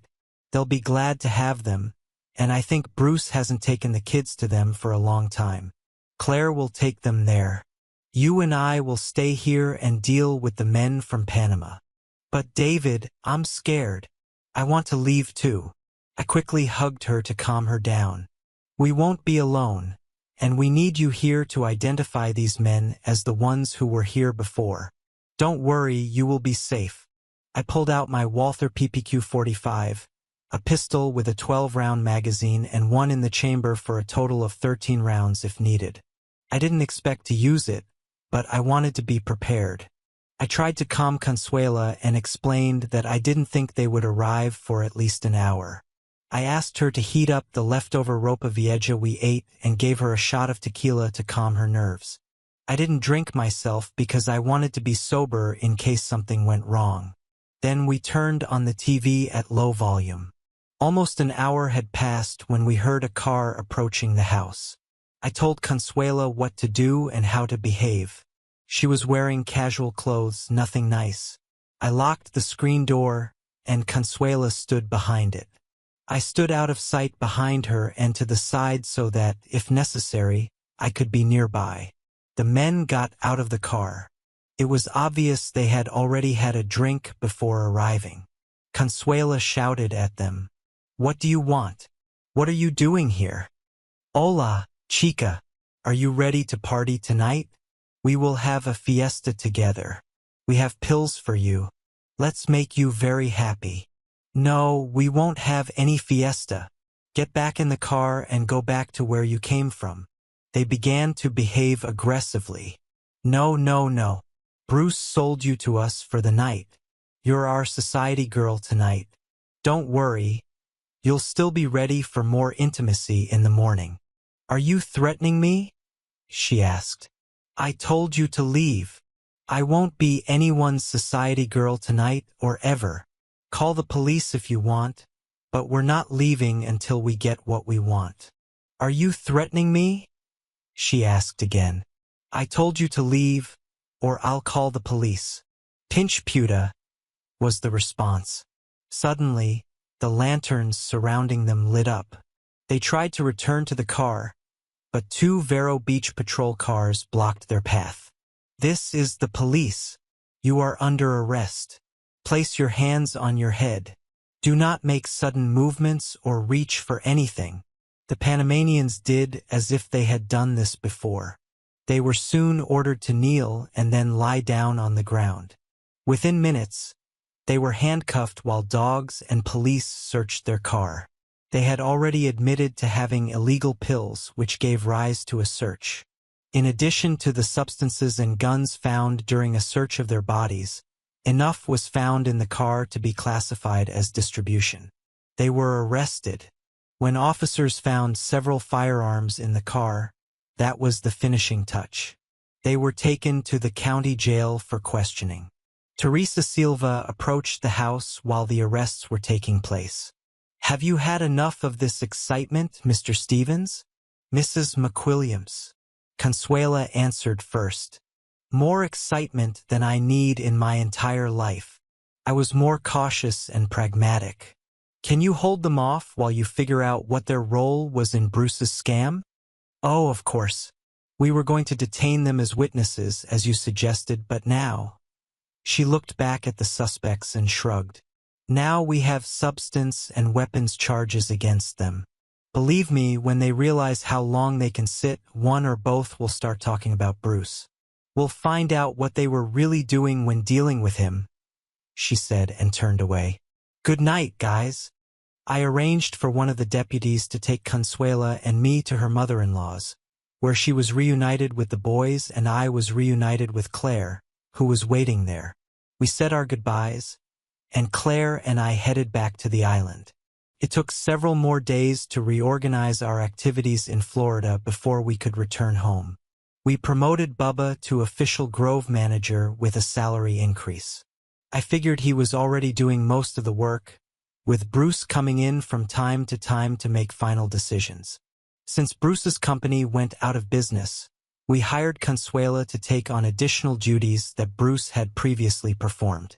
After harvesting the crops and sending them to either the packing house or the juice plant, it was her job to ensure the process was completed.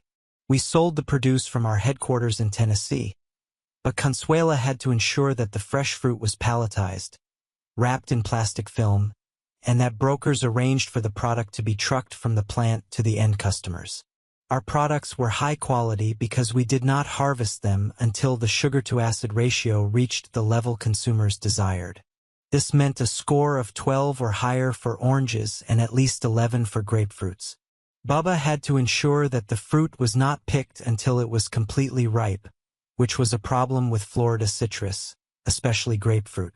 Another of Consuela's responsibilities was managing our pride and joy, our juice line. We no longer sold our juices wholesale, we had our own brand. We were considered a premium brand because not only was our juice NFC, not from concentrate, but all the fruit was real Florida fruit, whereas our competitors added cheap fruit from Brazil, Mexico, or Central America to bulk up their juice. We sold our line of juices to high-end stores, many in New York and Washington, as well as upscale restaurant suppliers. We also shipped a significant amount to our warehouse in Tennessee for sale throughout the state and surrounding areas.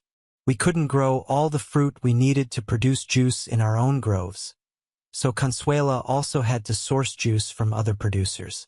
We had several reliable suppliers who sold all their juice to us.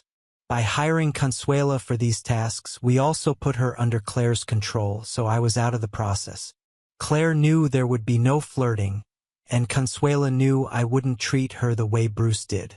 Back home, Claire and I went about our business.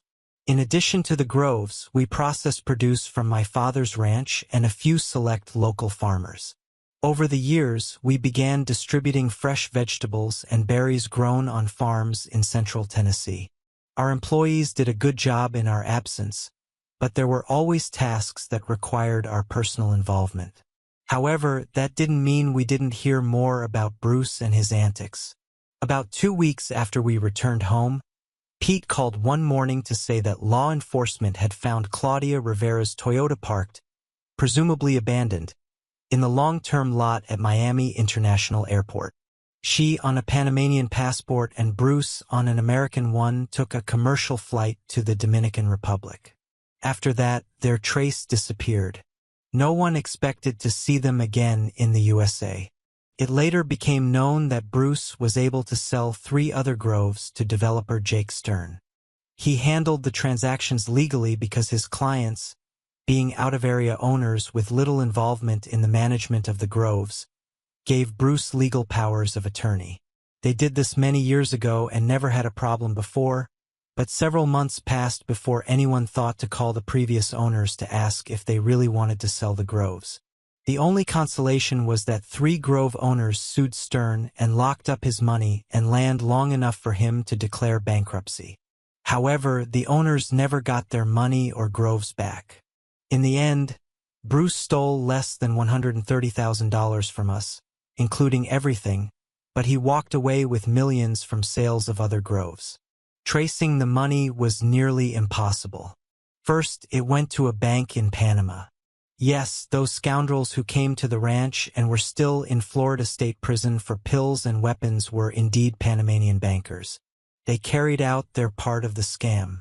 Then the money disappeared into accounts, first in Costa Rica, then it moved to the Cayman Islands. Who knows how many times the money was transferred from one place to another, but eventually the trail disappeared, leaving the former owners of the groves to cry over their lost possessions. They may have been able to claim some of the money back as a loss on their tax returns, but I'm not sure about that. I received a call from a gentleman in New Jersey who owned one of the groves, wondering if I had been able to obtain more information about Bruce's whereabouts. He also asked how our grove escaped Bruce's illegal activity while others did not. I told him it was partly luck combined with the fact that I grew up in Vero, and a lot of people knew me. When something seemed strange, local friends would call me. He was very polite, but I felt a bad vibe even over the phone. He asked me to call him if I found any new information about Bruce. I took his number and said I would. The former owners of the groves weren't the only ones keeping their eyes open for Bruce. Nothing else happened for more than 2 years. Then I received a call from Consuela. She had heard from her Latino friends that Bruce was now very sick and in the advanced stages of ALS but was still healthy enough to take care of himself. It was said that he traveled to Canada to enter their national healthcare system for long-term care as his condition deteriorated, trying to cheat the system again. Such a vague rumor wouldn't have done any good if it weren't for the fact that someone had overheard the conversation and mentioned the name of a hotel in a small town near Quebec City. After consulting with Claire, and although she thought it would be pointless after all these years, I made arrangements to go to Canada. I was going to confront Bruce, assuming that the rumor had some basis and that it was, in fact, Bruce. 2 days later, I arrived at the hotel and asked about a man who I thought might have been staying there. The hotel manager was very concerned about the privacy of his clients, but the pair of Ben Franklins in the palm of his hand not only confirmed that such a person was staying at the hotel, but also gave me the key to his apartment. He was at dinner when I arrived but was expected back in an hour. I was sitting in the dark when the door opened and the tenant came in. At first, he didn't notice me, but when he turned on the light, he suddenly saw me. God, David, you scared the crap out of me. Hi, Bruce. It's been a long time. Bruce sat down in the second chair opposite me. Dave, you look good, he remarked. Bruce, you look like crap, if you don't mind me saying so. Bruce looked thin and haggard, about 20 years older than he was. Yeah, Bruce sighed. It sucks. It really does. According to the doctors, I probably only have a year or maybe two if I'm lucky. This is what ALS does to you. Even now, I have to eat soft food, a lot of soups and baby food, but at least I can feed myself. I don't know when, but I will probably need a feeding tube. Thankfully, Canada's National Health Service will keep me until the end without my paying. I don't know, I told him. It seems the NHS is trying to convince anyone with a terminal condition to let them put them to sleep. I've heard about it too. I'm not sure that when it gets this bad, I can just go along with it. Let them stuff me full of happy pills, just fall asleep and never wake up. Bruce changed the subject.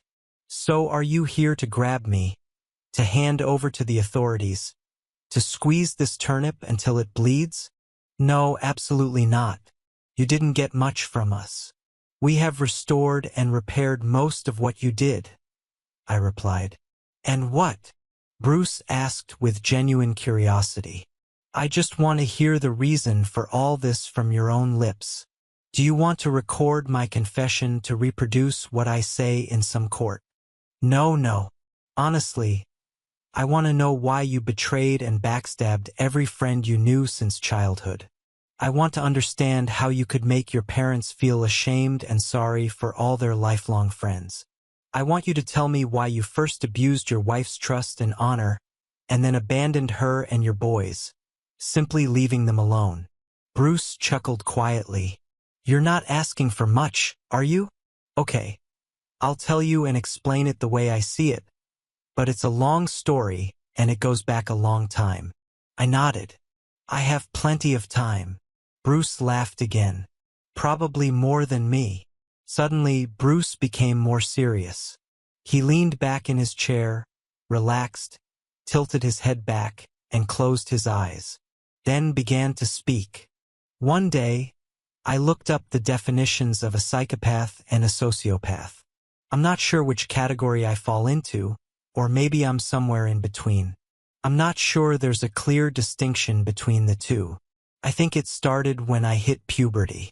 I remember thinking that rules are for fools, and I thought of all you virtue is its own reward types as fools, including my parents. I realized that I needed to keep my mask on and hide the real me from the world. If I did that, I could get away with almost anything until the very end, when I hit the jackpot. That was my only rule. Be smart, don't get caught. Most of the time, I was stupid and impulsive. If I saw something I wanted, I just took it. But at some point, I realized that if I continued doing this, I would eventually get caught. That's when I realized I needed a plan, my own set of rules, not to conform to the demands of society but only for my own protection. I call this my number one concern. First of all, don't be greedy. If I were to find a woman's jewelry box, I wouldn't take the most expensive piece of jewelry or the truly unique piece, and God forbid any heirloom piece. I would take a set of gold earrings or maybe a gold ring with a couple of small jewels. Things that could take months or even years before they are missed.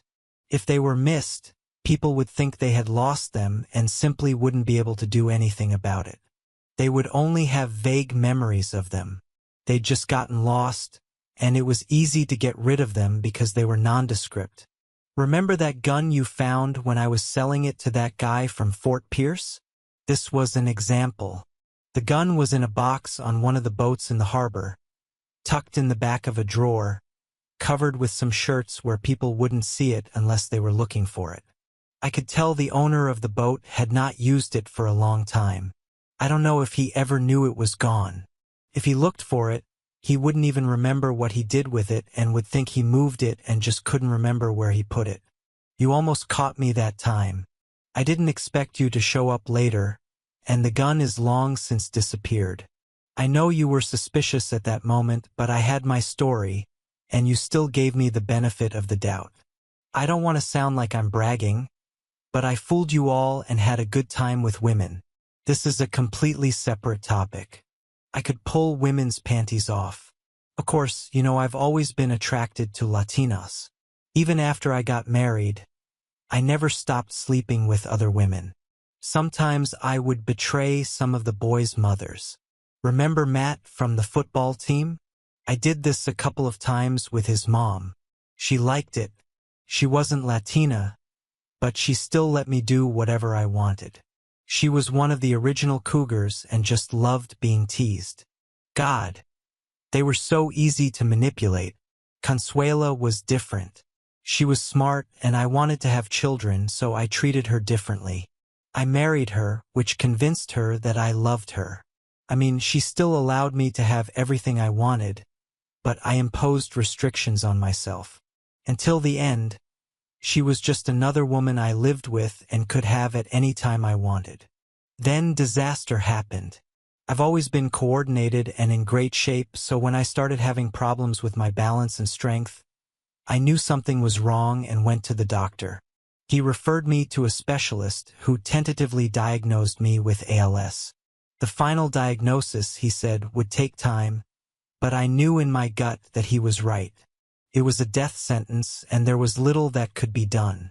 Medicines do not add years to life, only months. I was told that realistically, I had 3 to 5 years before my body would shut down, and I would suffocate because my lungs could no longer breathe. I guess that's what made me furious. Bruce fell silent for a full minute after these words. I told my parents but asked them not to tell anyone, not even Consuela, about the diagnosis until we were sure. I had already been sleeping with Claudia for 6 months before I found out about my ALS. Claudia was an infomaniac, if such a thing exists, and she was so perverted that even I was amazed. The idea of selling the groves came to her first. I mentioned that I had powers of attorney from the owners of the 3 groves I managed, and she started making plans. How much, she asked, could I get for selling these groves? She worked for a real estate agency and knew some developers who were trying to buy land to build houses in the area. Through her, I met Jake Stern. We sat down and started discussing pieces of land that I could control. He thought he could raise about $15 million from investors to buy the land if I sold all 3 properties. At that time, we didn't even consider your grove because I knew that you had a long-term plan for its development.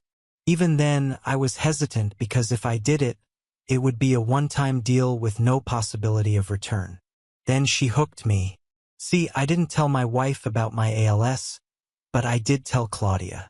Claudia argued that there are treatments in Europe that the FDA prohibits in the United States, but outside the US, treatment is available in countries like her native Panama. They are not as strictly regulated, or perhaps it's more accurate to say that no one pays attention to regulations, or officials can be bribed to turn a blind eye to the rules. In other words, she gave me hope. She said she knew some Panamanian bankers she went to university with who were experts at laundering questionable money, and that Panama had the same strict confidentiality rules as Switzerland. She said she could get them to come to us so we could work out our plan. When they arrived, we all had dinner together, and although no one spoke of the money as dirty or stolen, everyone understood that it would be so. Maybe they thought it was money from substances or something like that, but they didn't care. We started by transferring money to the Cayman Islands, then it moved to Costa Rica, then to Jersey or the Channel Islands off the English coast, and finally back to Panama, where it would become clean and available. I mean, who would have thought that the island of Jersey was a major banking center? But apparently it is. That night after dinner, we had some drinks, went back to the hotel, and Claudia served us all. After all this, she was ready to go to the bar and find new men. Crazy, right? I persuaded her not to do this. The next day, when the Panamanian bankers left for Panama, they also took $10,000 of my money to make me a Panamanian passport, which they did, a real one with my photo and a different name.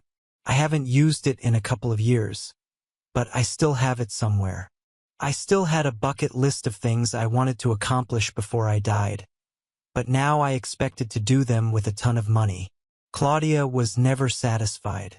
I had true powers of attorney for the other 3 groves, but she became greedy and wanted to sell your grove. She said she could forge a power of attorney for your grove, and we would disappear before any of the owners, including you, found out. By the way, how did you find out? I shrugged. People talk and gossip, and eventually it got back to Pete, who called me to ask if I was selling the grove without his knowledge. By that time, our banker had seen the fake document and called me to tell me about his suspicions. Hell, even Bubba found out about the tractors. It seemed like everyone knew something fishy was going on. By the way, did Matt find you? He was furious that you were willing to steal $20,000 from him when he thought you were just deceiving me. He didn't even know about you and his mom, but he was going to find you and get his $20,000. Bruce laughed quietly. He almost caught me. I was hiding in an empty rented house that almost no one knew about in one of the groves. But Matt knew about it because when we were in school, we would go there to smoke if we had the money to buy it. I went out onto one of the roads through the grove and saw his truck on the other side. I realized that this was not good, but he did not see my truck. I think we were hidden behind the trees or something, but I was just about to sell the truck, so I didn't worry about it. Bruce fell silent again, as if gathering strength to continue speaking. The situation with Consuela at the end was completely different. I did so many kinky things with Claudia that I just wanted to exert control over Consuela.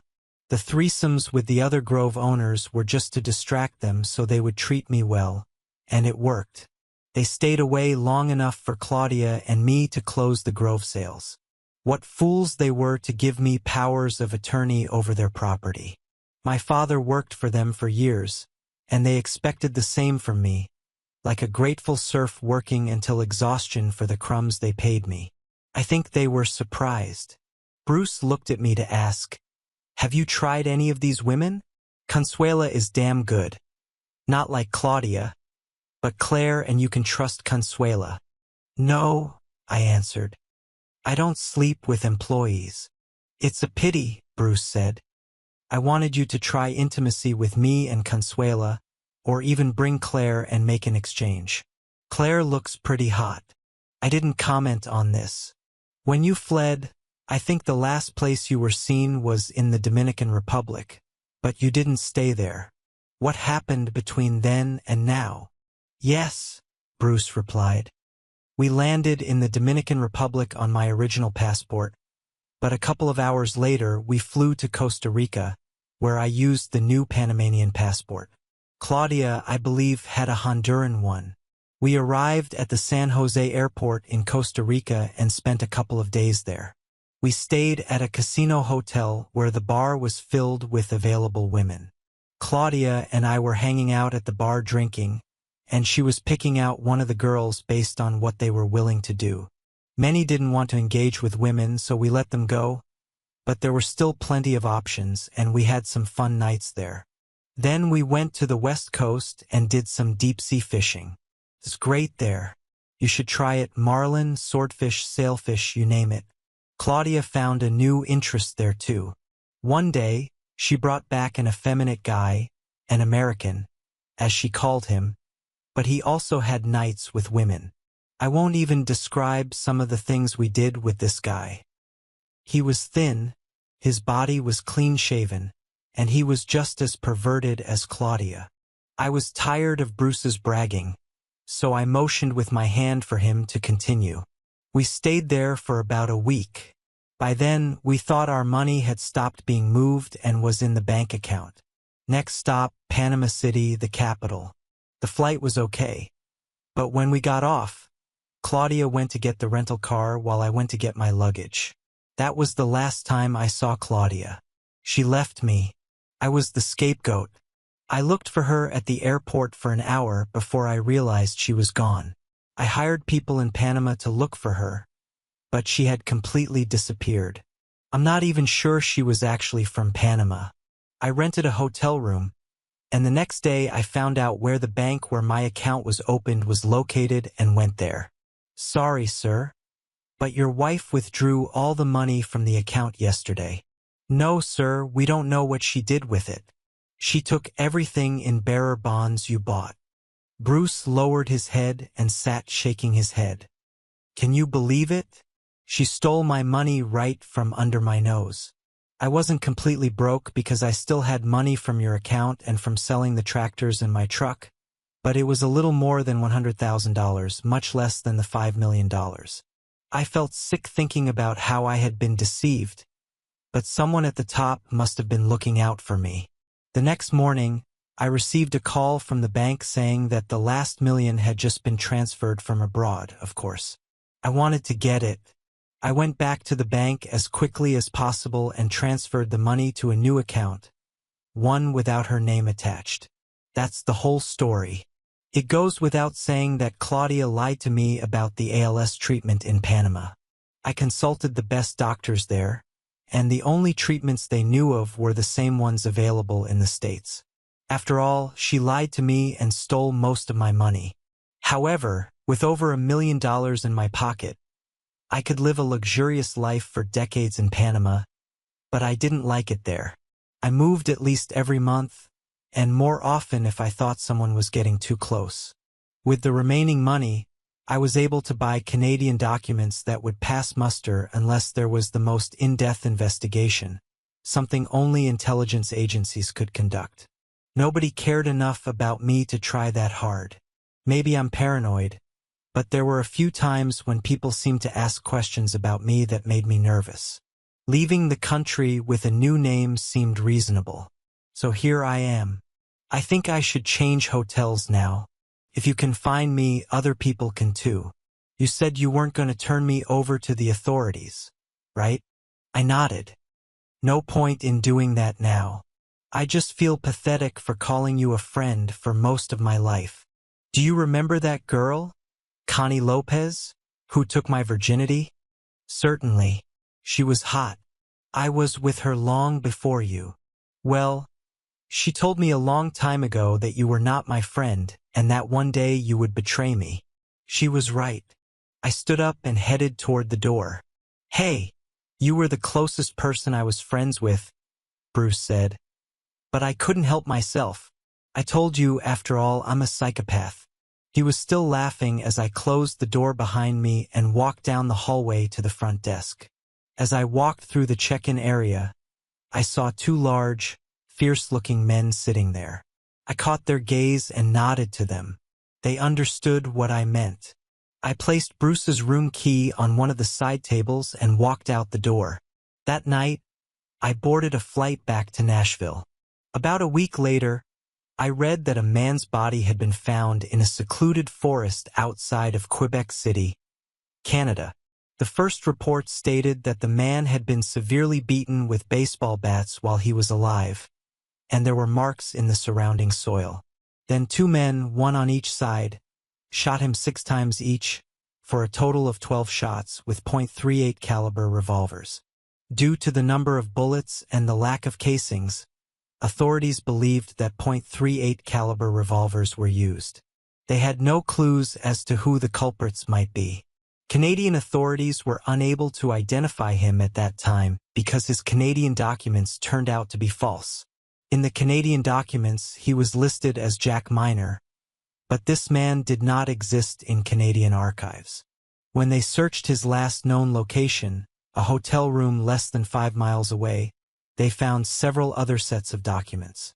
A couple of weeks later, a small story on an online news site reported that Canadian authorities had allegedly identified the victim as Bruce McWilliams, who was wanted in Florida on several charges and had fled the States several years ago. Although I told Bruce the truth that I would not go to the police and turn him in, I was lying by omission. There was that Grove owner from New Jersey whose Grove Bruce sold. I promised him that if I heard anything about Bruce or his whereabouts, I would let him know. I thought it was only fair that Bruce's end came at the hands of another psychopath who was even more cruel than he was. Perhaps there was something wrong with me too because I didn't mourn or shed a single tear for Bruce. Thank you for your viewing. See you next time. If you enjoyed this, subscribe to JK Tells a Story for more tales.